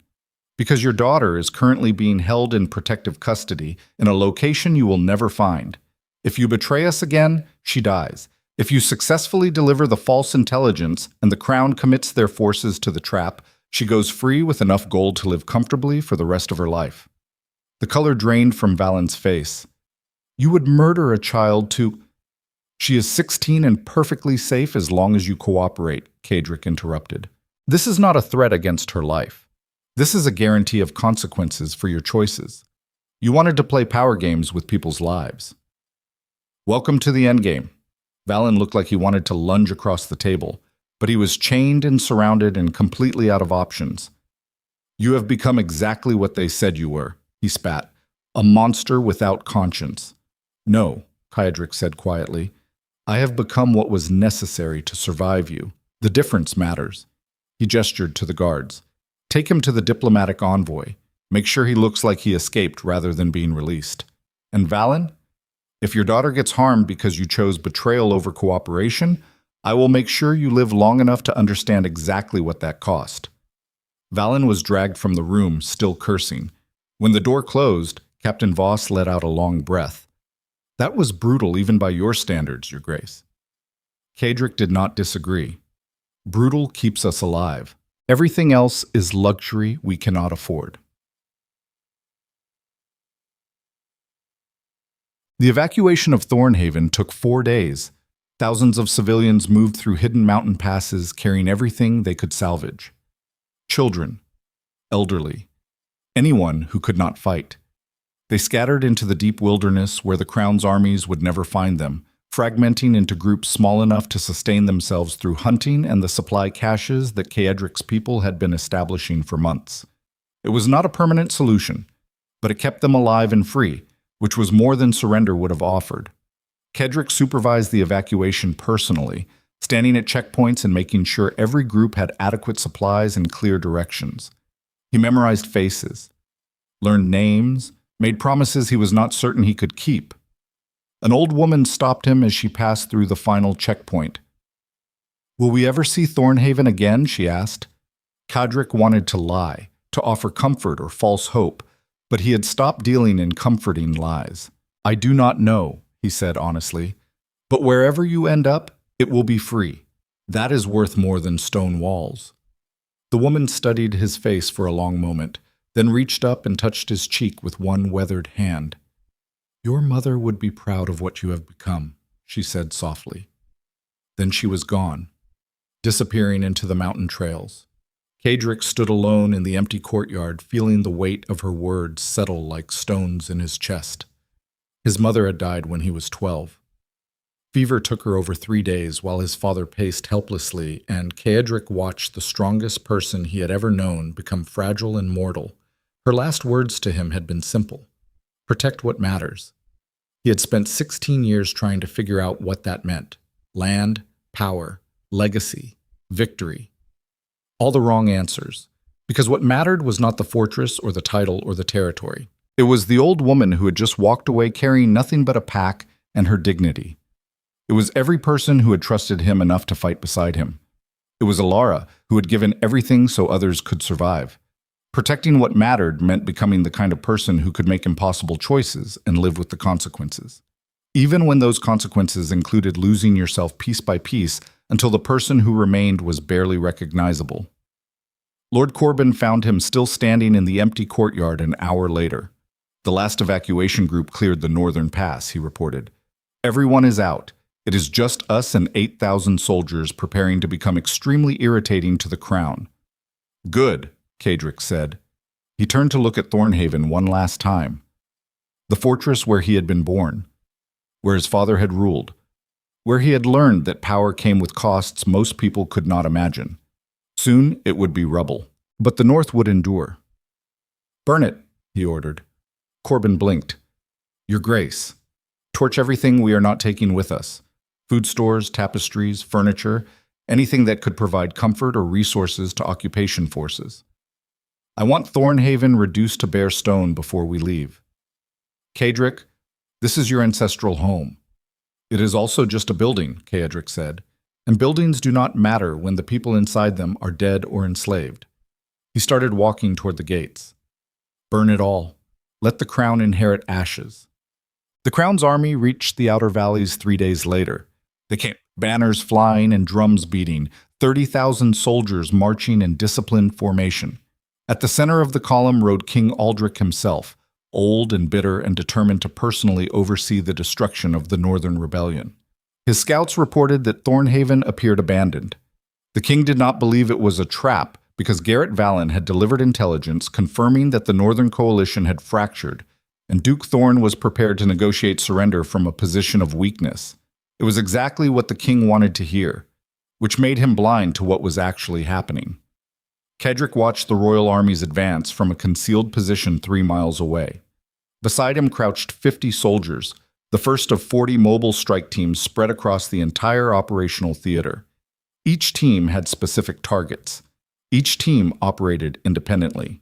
Each team understood that survival meant completing their mission and disappearing before reinforcements arrived. This was not war as the Crown understood it. This was insurgency refined into an art form. Captain Voss crawled up beside Cedric, her face camouflaged with mud and ash. Supply train is exposed on the western flank. Minimal guard presence. We can hit it and be gone within 10 minutes. Do it, Cedric ordered. Total destruction.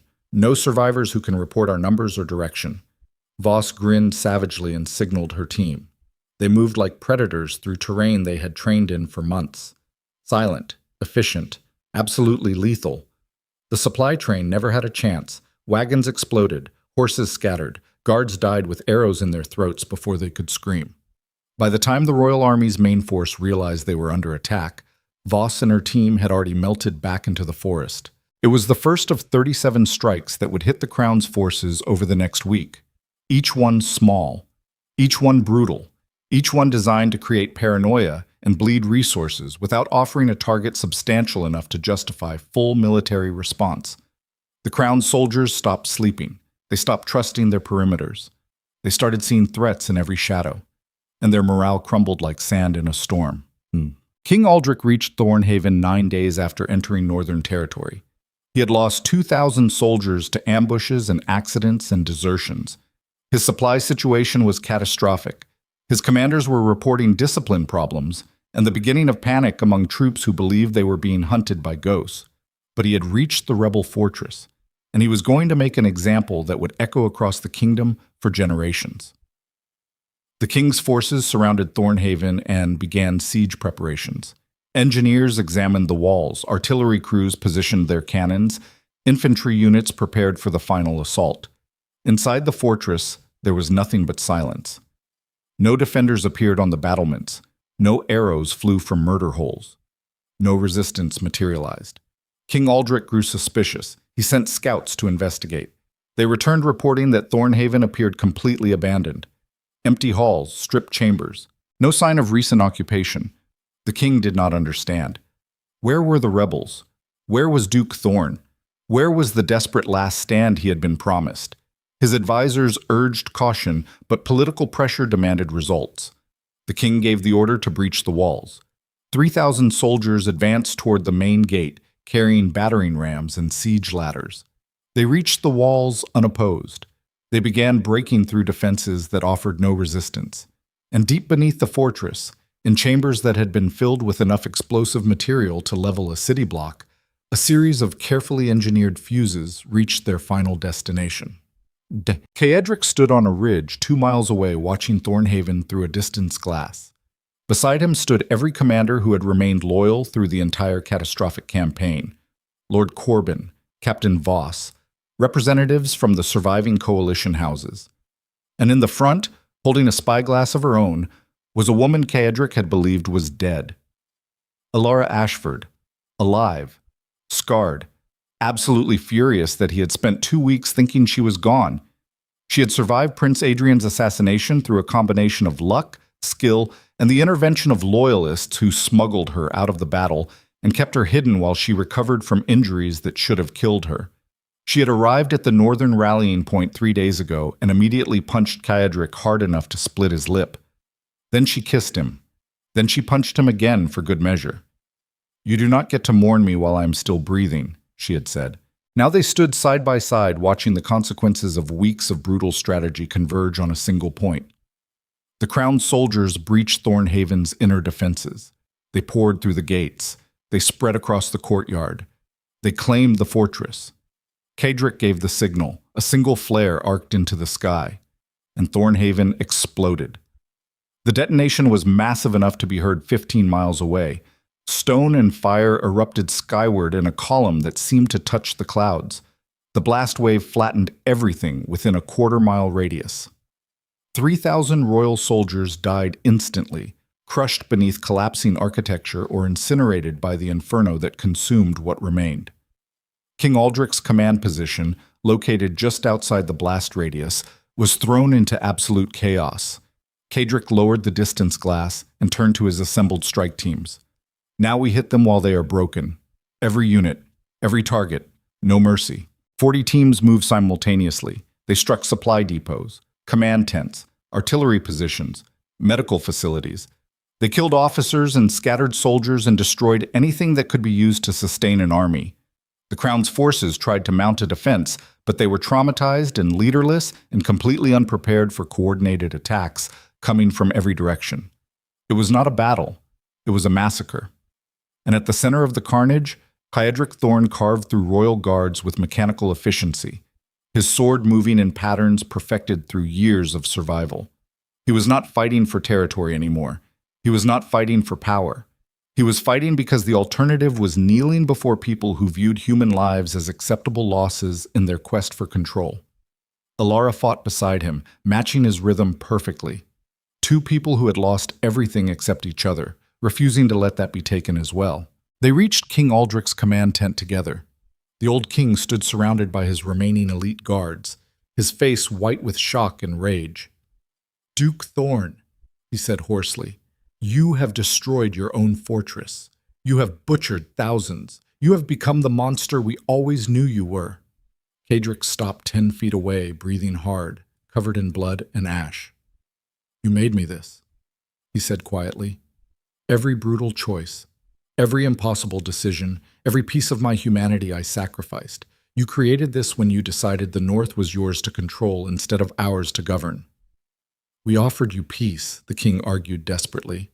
"We offered terms. You offered subjugation," Cadric corrected. "You offered the illusion of choice while preparing to take everything regardless. So I am giving you a real choice now." He leveled his sword at the king. "Surrender. Recognize northern independence. Withdraw every soldier from our territory and never return. Or stay and join the 3,000 men currently buried under the rubble of my ancestral home." The king stared at him in absolute disbelief. "You think you have won? Even if you kill me, the crown will send more armies. The kingdom will never accept rebel provinces." "Then the kingdom will bleed until it accepts reality," Cadric said. "Because we are not negotiating anymore. We are declaring what already exists. The North is free. It has been free since the moment we decided your authority meant less than our survival." King Aldric looked around at his devastated forces, his destroyed siege, his catastrophic failure. Then he did something Caedric never expected. He laughed. It was bitter and broken and absolutely genuine. "You think this ends with my surrender?" the king asked. "You think declaring independence makes it real? Power does not work that way, Duke Thorn. Power is what people believe it is. And the moment I kneel to you, every province in the kingdom will question whether they should kneel to me." He stepped forward despite the guards trying to hold him back. "So here's my counteroffer. Kill me. Make me a martyr. Turn this into a religious war about northern aggression and royal martyrdom. Watch your rebellion transform into the thing that unites the entire kingdom against you."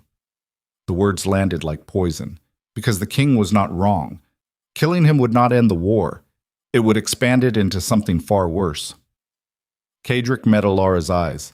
She understood the trap immediately, but she also understood that some traps could not be avoided, only endured. "Then we do not kill you," Cadric said finally. "We let you go. We let you return to your capital and explain to your nobles how you lost an entire army trying to crush a rebellion that should have been easy to suppress." He lowered his sword. "You wanted to make this about power and belief? Fine. Let us see whether your kingdom believes in a king who lost 30,000 soldiers and gained nothing. Let us see how long your authority survives that humiliation." King Aldrich's expression shifted from defiance to something approaching terror, because he understood. Being killed would make him a martyr.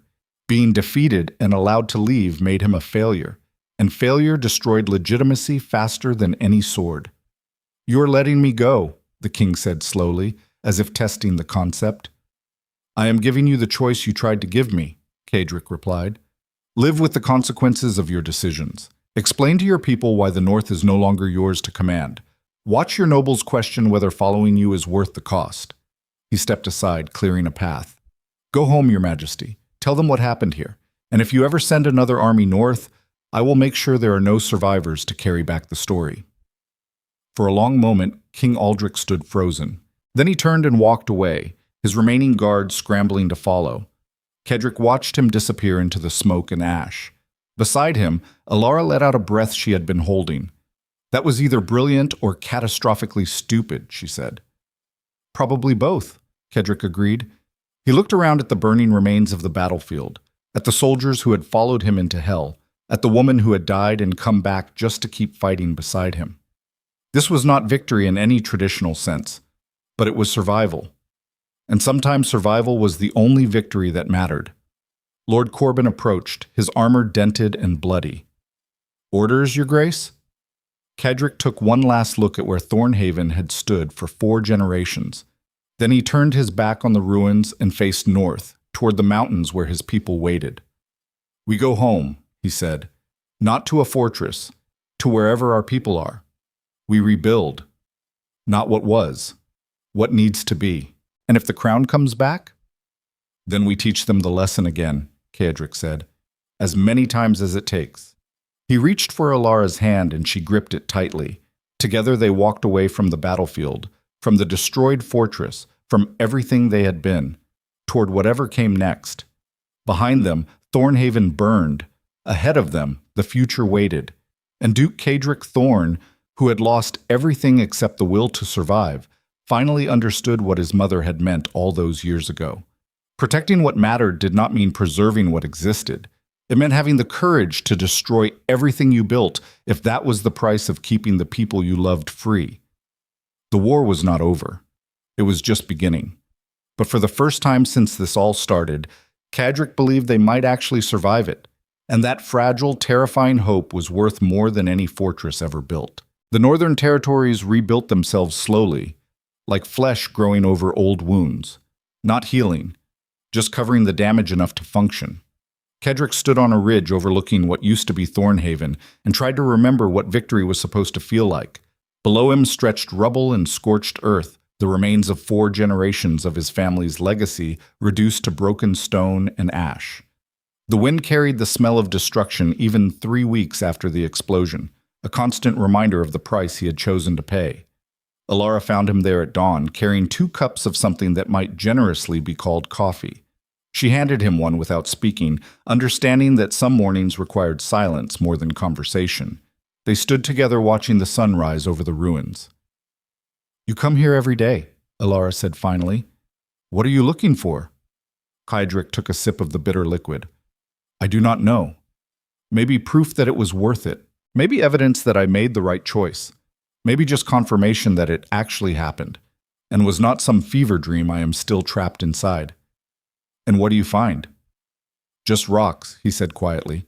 "Just the corpse of a building that mattered more to me than it should have."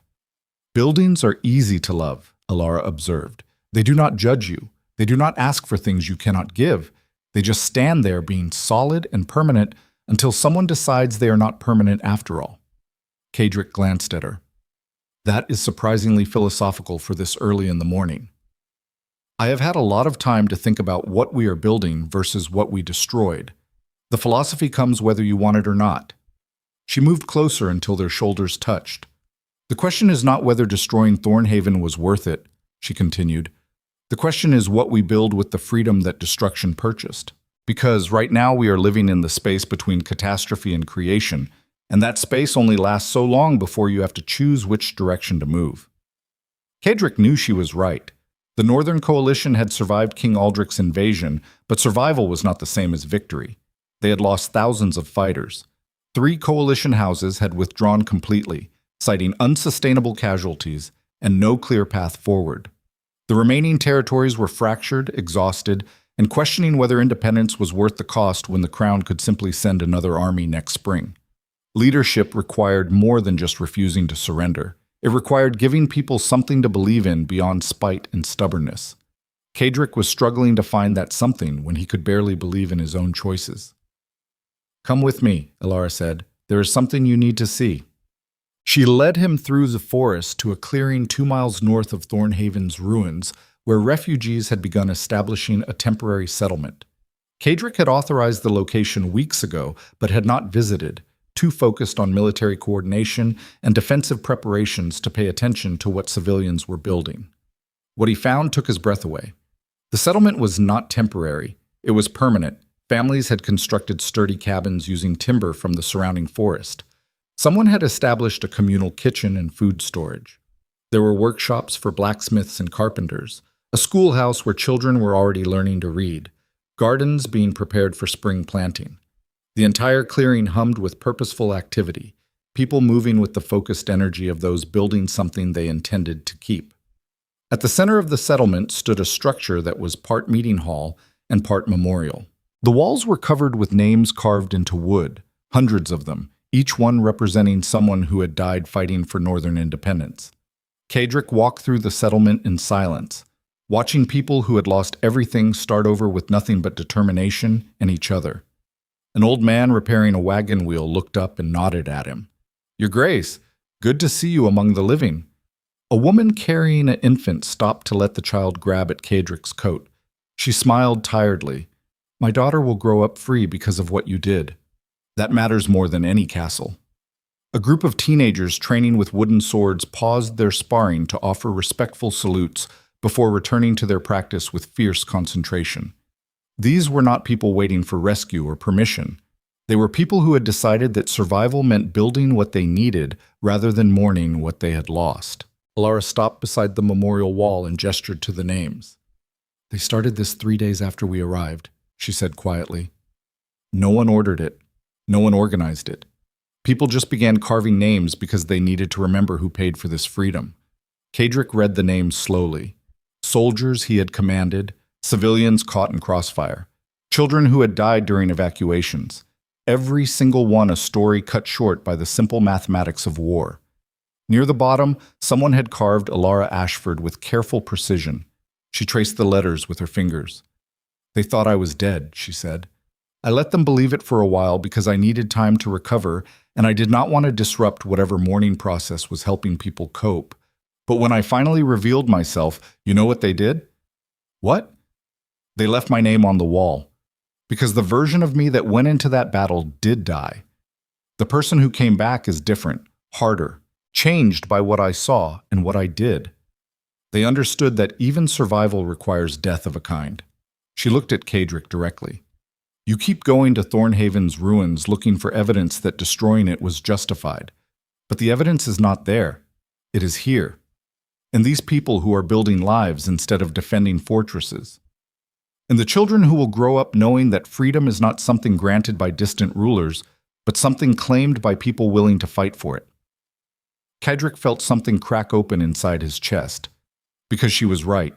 He had been so focused on what he had destroyed that he had missed what was being created. These people were not waiting for him to tell them what came next. They were already building it. That night, Kadric called a gathering of everyone in the settlement. They assembled in the central meeting hall, several hundred people crowding into a space designed for half that number. Families, soldiers, craftsmen, farmers. The entire cross-section of northern life pressed together waiting to hear what their reluctant leader had to say. Kadric stood at the front feeling the weight of their attention like physical pressure. He had given speeches before, battle orders, strategic briefings, commands that sent people to die. This was different. This required honesty in a way that military necessity never had. "I'm not good at this," he began, and the admission surprised even himself. "I'm good at fighting. I'm good at making brutal decisions that keep people alive in the short term. But building something that lasts, creating a society worth living in, that is not in my skill set." The crowd remained silent, listening, I destroyed Thornhaven because it was the only strategic choice that gave us a chance at survival, Cedric continued. I do not regret that decision, but I also do not pretend it was anything except what it was. The destruction of my family's legacy to purchase time we might not even use well. He looked around at the faces watching him. The question now is what we do with that time. King Aldrich returned to his capital, humiliated and weakened. The crown is facing internal challenges as nobles question whether following a king who lost 30,000 soldiers is worth the cost. We have breathing room, maybe 6 months, maybe a year, maybe longer if we are lucky. He paused. But eventually, they will come back, with more soldiers, better strategy, lessons learned from their failures. And when they do, we will face the same choice again, fight or surrender. So here is what I am proposing. We do not wait for them to return. We do not spend our time preparing for the next invasion. Instead, we build something so fundamentally different from what they expect that the traditional tools of conquest stop working. Lord Corbin, standing near the back, called out, "What does that mean in practical terms?" "It means we stop trying to be a mirror image of the kingdom we rejected," Cedric said. "No dukes, no hereditary rule, no system where power flows from bloodlines instead of competence. We create a council of representatives from each settlement. Decisions get made collectively instead of by decree. Military leadership rotates instead of consolidating. We become ungovernable, not because we are chaotic, but because we distribute power so widely that crushing any single leader accomplishes nothing." The crowd murmured, processing this radical proposal. "You are talking about dismantling your own authority," Captain Voss said carefully. "I am talking about making my authority irrelevant," Cedric corrected. "Because as long as the North can be controlled by capturing or killing whoever is in charge, we remain vulnerable. But if leadership is distributed across hundreds of people in dozens of settlements, the crown has no target to strike." "And you think people will accept this?" an older woman asked. "Humans follow strong leaders.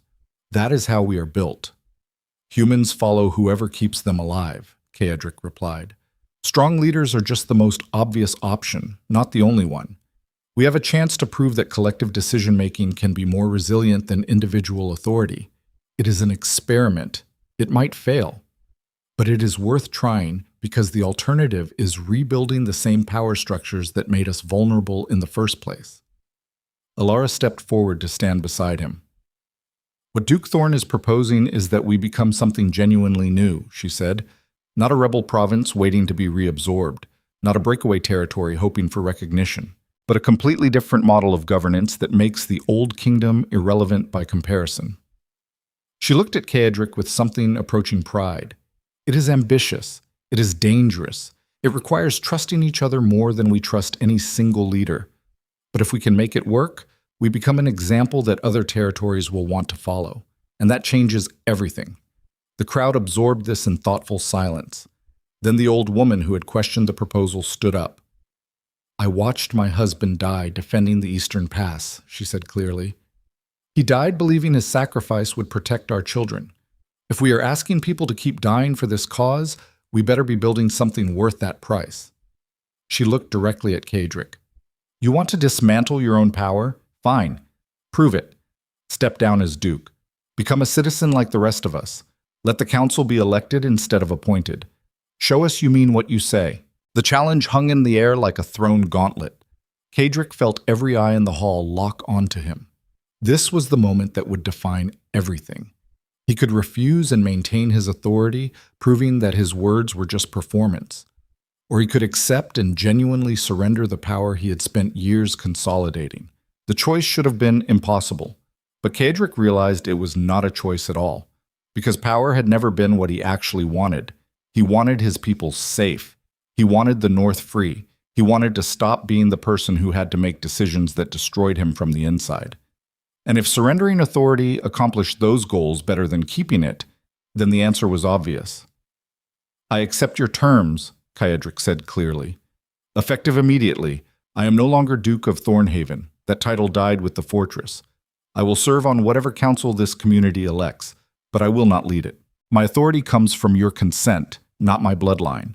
And the moment you decide someone else can do this better, I will step aside." The hall erupted into shocked conversation. Alara gripped his hand tightly, her expression a mixture of concern and fierce respect. "You just gave up everything your family built for 4 generations," she whispered. "No," Kadric replied. "I gave up a title that was choking me. What my family built was the North, that endures regardless of who claims authority over it." Autumn. The transition took 3 months. Elections were organized. Representatives were chosen from each settlement based on competence and trust rather than birth or wealth. A governing council was established with clear procedures for decision-making and dispute resolution. Military command was restructured to prevent any single person from controlling all northern forces. Kadric participated in the process as one voice among many. It was the strangest and most liberating experience of his life. For the first time in 16 years, he was not responsible for every decision. When the council debated resource allocation, he could offer his opinion and then accept whatever the group decided. When strategic questions arose, he provided military expertise but did not have final authority. When conflicts emerged between settlements, he was one mediator among several instead of the ultimate judge. The weight he had carried for so long gradually lifted. Not completely, not painlessly, but enough that he could breathe without feeling like his chest was being crushed. Alara watched him transform over those months with careful attention. She caught him smiling one morning while arguing with another council member about trade route security. Actually smiling. Not the cold calculation that used to pass for expression, but genuine engagement with someone who disagreed with him but was not an enemy. "You look different," she observed that evening as they reviewed supply reports together. "Different how?" "Human," Alara said. "Like you remember you're allowed to be a person instead of just a weapon pointed at problems." Kadric considered this. "I spent so long believing that showing weakness would get people killed, that any doubt or hesitation would be exploited by enemies, that leadership meant being alone with impossible choices. And now? Now I am surrounded by people who make impossible choices collectively, which somehow makes them less impossible. The burden gets distributed, the weight gets shared, and I am allowed to be wrong without it being catastrophic." He looked at her directly. "I do not know how to be this person," he admitted. "The one who is not constantly fighting or planning the next battle or calculating how to survive the next threat. I have spent 16 years being Duke Kadric Thorn, and I do not know who I am without that identity." Alara moved closer and took his hand. "Then we figure it out together," she said. "Because I do not know how to be the person who survived death and came back changed either. We are both rebuilding ourselves from pieces that do not quite fit the way they used to." She smiled, sad and genuine. Maybe that is what peace looks like. Not the absence of conflict, but the space to discover who you are when you are not being actively destroyed. 6 months after King Galdric's failed invasion, a messenger arrived from the capital. The council gathered to receive him in the newly constructed meeting hall, a simple wooden structure that deliberately rejected the grandiosity of traditional fortresses. The messenger was young and visibly nervous, carrying correspondence sealed with the royal insignia. Kadric sat among the council members, no longer in a position of prominence, but simply present as one voice in the discussion. The messenger looked confused when no one immediately identified themselves as the leader. "I carry communication from His Majesty King Aldric to Duke Kadric Thorn," he said uncertainly. "There is no Duke Thorn," replied Councillor Marin, a former farmer who now represented the eastern settlements. "There is Citizen Kadric, who serves on this council. You may address your message to all of us." The messenger clearly had not been prepared for this response. He broke the seal and began reading. The message was surprisingly direct. King Aldric acknowledged that the Crown's attempts to reassert control over the northern territories had failed catastrophically. He recognized that continued military conflict would bleed both sides without producing a clear victor. Therefore, he was proposing a treaty of mutual recognition. The Crown would formally acknowledge northern independence in exchange for trade agreements and a guarantee of non-aggression. It was everything they had fought for. The council absorbed this in stunned silence. Then Councillor Voss, the former captain, spoke up. "What guarantee do we have that the Crown will honor this treaty? They have broken agreements before." The messenger looked uncomfortable. "His Majesty is prepared to offer his youngest son as a permanent ambassador to the Northern Territories. A gesture of good faith." A hostage, Alara clarified. If you prefer that terminology, the messenger conceded. The council debated for 3 hours. Arguments flowed in multiple directions. Some believed the treaty was a trap. Others saw it as the only path to lasting peace. Some wanted to demand additional concessions. Others felt that formal recognition was sufficient victory. Kedrick listened to all of it without speaking. When the debate reached a natural pause, Councillor Morin turned to him. Citizen Kedrick, you have remained silent. What is your perspective? Kedrick chose his words carefully. I spent 2 years fighting to force the crown to recognize our independence, he said. I destroyed my family's fortress. I watched thousands of people die. I became someone I barely recognize in pursuit of this exact outcome. He paused. And now that it is being offered, I do not trust it. Because power does not surrender willingly. King Aldrich is not offering this treaty out of respect or acknowledgement of our rights. He is offering it because continuing the war costs more than he can afford politically. Which means the moment the calculation changes, the treaty becomes worthless. So you recommend we reject it? Another councillor asked. No, Kedrick said. I recommend we accept it while understanding exactly what it is. A temporary cessation of hostilities, not a permanent resolution. We take the treaty, we build our defenses. We continue developing the governance model that makes us resilient regardless of external threats. And we remain prepared for the possibility that this peace is just another phase of the war. The council voted. 15 in favor of accepting the treaty with Kedrick's caveats. 3 against. 2 abstentions. The decision was made collectively, without any single person bearing the full weight of consequences. It felt revolutionary. The treaty was formalized 6 weeks later in a ceremony that deliberately avoided the pageantry of traditional diplomatic events. No crowns, no thrones, no performance of hierarchy, just 2 groups of people acknowledging reality and agreeing to stop killing each other for the foreseeable future. King Aldrich's son arrived as promised, a teenager who looked terrified of everything and everyone. He was housed in a modest cabin and treated with cautious courtesy, not as royalty, but as a guest whose safety was guaranteed by the treaty his presence represented. Kedrick watched the ceremony from the back of the gathering, no longer at the center of events, but simply present as a witness. Alara stood beside him, her hand in his. Do you think it will last? She asked quietly. The peace? Probably not forever, but maybe long enough for us to build something that can survive without it. And if it does not last? Then we fight again, but from a stronger position than before, with systems that do not depend on individual leaders, with a population that knows exactly what they are fighting for because they built it themselves. He looked at her directly. I am done being the person who holds everything together through force of will. That version of me died somewhere between Thornhaven's explosion and realizing I did not want the power I was killing myself to maintain. What comes next is smaller, quieter, but it is mine in a way that Duchy never was. Alara leaned against his shoulder. Smaller and quieter. Sounds perfect, she said. I have had enough of grand gestures and catastrophic decisions to last several lifetimes. They stood together watching the treaty being signed, 2 people who had survived impossible odds and emerged transformed. Not healed, not whole, but alive and free, and discovering that sometimes that was enough. 5 years later, Kedrick stood in a different clearing watching his daughter learn to walk. She was 14 months old, stubborn as stone, refusing to accept help even when she fell repeatedly. Each time she hit the ground, she paused just long enough to evaluate the situation, then pushed herself back up and tried again. Alara sat nearby, watching with amused tolerance. She gets that from you, she observed. The refusing to quit, even when it would be easier part.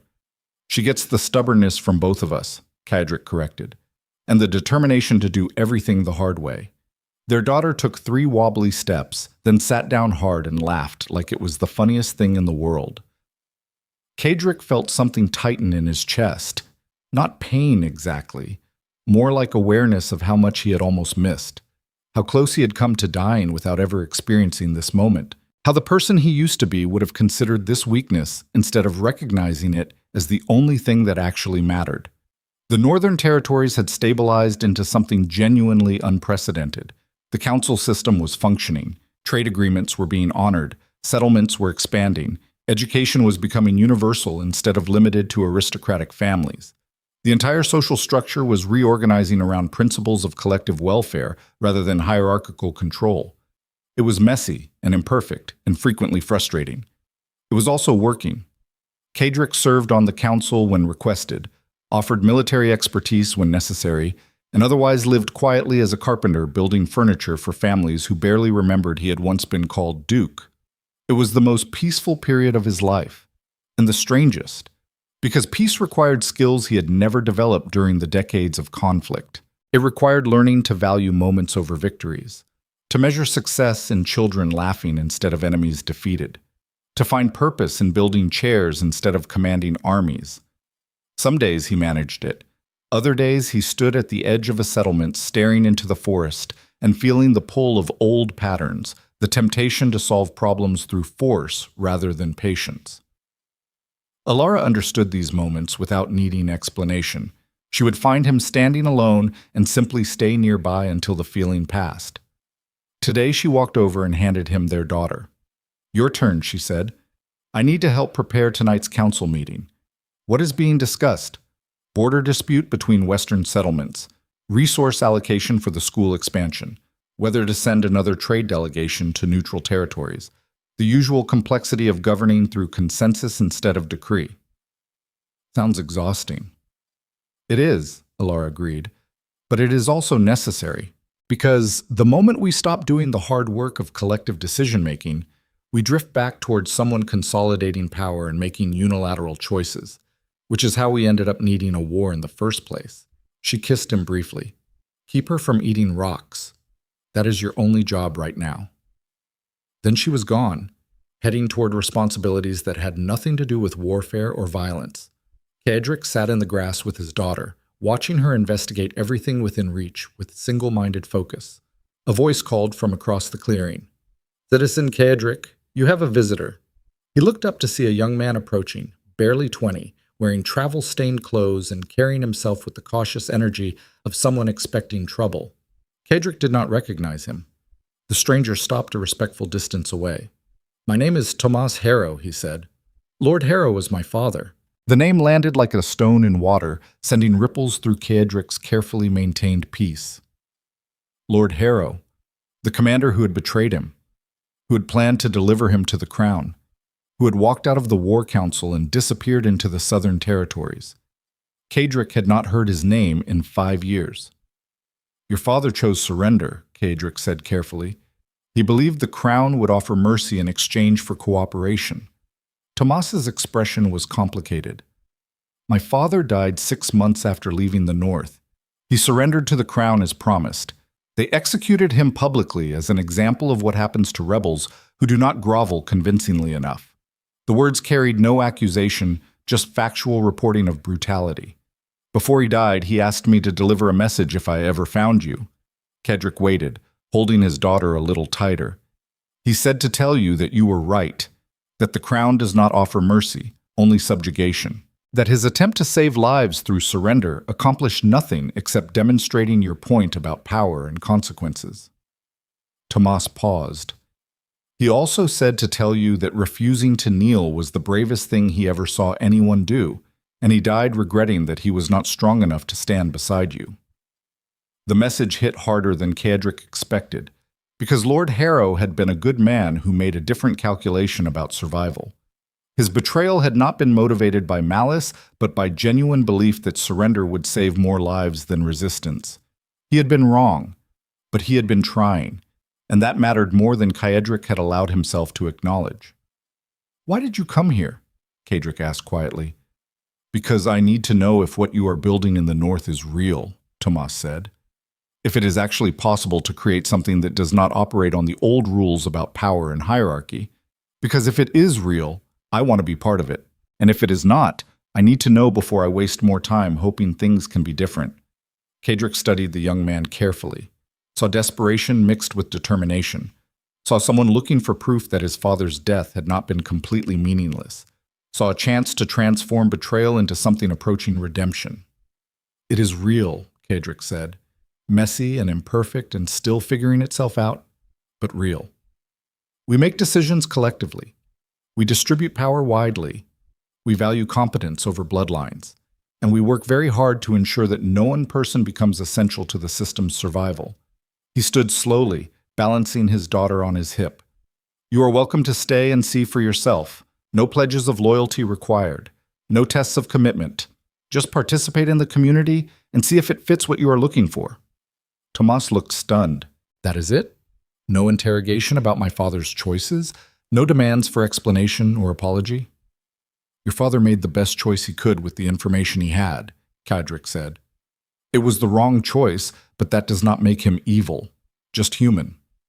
And we have built enough space for human error here that one more person carrying complicated history is not a problem. He gestured toward the settlement. Council meets tonight if you want to observe how we make decisions. Housing coordinator can find you a place to stay. Welcome to the North. It is nothing like what anyone expected, including those of us who built it. That night, after the council meeting concluded and their daughter was asleep, Kedrick and Alara sat outside their cabin, watching stars appear in the darkening sky. You invited Harrow's son to stay, Alara said. That must have been difficult. It should have been, Kedrick replied. 5 years ago, it would have been impossible. But somewhere between destroying my fortress and learning to build furniture, I stopped needing everyone who wronged me to be irredeemable. He was quiet for a moment. Harrow was trying to save lives. He just chose a method that could not work because he did not understand how power actually operates. His son should not be punished for that miscalculation. Alara leaned against him. You have changed so much from the person I met all those years ago. The Duke who would have executed traitors without hesitation. That person had to exist to get us here, Kadric said. But he does not need to exist anymore, which is probably the closest I will ever get to redemption for the things I did. There is nothing to redeem, Alara said firmly. You made impossible choices in impossible circumstances. You kept people alive when survival seemed impossible. You destroyed your own legacy to protect something more important than legacy. She turned to face him directly. You are allowed to let go of the guilt, Kedrick. You have earned that. Kedrick wanted to believe her. Some days he almost could. Other days, the weight of every death, every brutal decision, every line he crossed sat heavy enough to make breathing difficult. But those days were becoming less frequent, and the days where he felt almost human were becoming more common. Progress was not linear, but it was real. Do you ever regret it? He asked quietly. Everything we went through to get here? Alara considered the question seriously. I regret the people who died, she said. I regret the trauma that will never fully heal. I regret that we had to become harder and colder to survive circumstances that should never have existed. She paused. But I do not regret fighting. I do not regret refusing to kneel. I do not regret building something different, even though it cost everything we had. Because the alternative was living as permanent subjects in someone else's kingdom, and that was never actually living at all. She took his hand. We survived, Kedrick. Against impossible odds through catastrophic losses, past the point where most people would have broken. We survived and built something worth the cost. That has to count for something. It counts for everything, Kadric said. And he meant it. Because sitting there under stars that had witnessed every brutal moment of their journey, holding the hand of the woman who had refused to let him face any of it alone, Kadric finally understood what victory actually looked like. Not triumph over enemies, not territories conquered or power consolidated, just the quiet persistence of people choosing to build rather than destroy, choosing community over hierarchy, choosing difficult collective decisions over easy authoritarian control, choosing to keep trying even when failure seemed inevitable. The North had been reborn not through conquest, but through the painstaking work of people who believed freedom was worth the cost of constant effort. And Duke Kadric Thorne, who had once ruled through fear and force, had become Citizen Kadric, who built chairs and raised his daughter and participated in councils where his voice was one among many. It was smaller. It was quieter. It was everything he had never known he needed. The war had ended. The rebuilding continued. And in the space between what had been destroyed and what was being created, Kadric discovered something he had spent his entire life searching for without realizing it. Not power, not control, not victory, just peace, imperfect and fragile and requiring constant maintenance, but real. and worth every terrible price he had paid to reach it. The story of the ruthless duke who became just Cedric would be told for generations. But the man himself was content to let others tell it while he focused on smaller stories, like teaching his daughter to walk, like building furniture that would last longer than empires, like loving someone who had seen him at his worst and chosen to stay anyway. The northern territories endured. The council system evolved. And somewhere in the mountains where a fortress once stood, new trees began growing through the rubble, reclaiming stone and ash and transforming destruction into something that lived and breathed and reached toward the sky.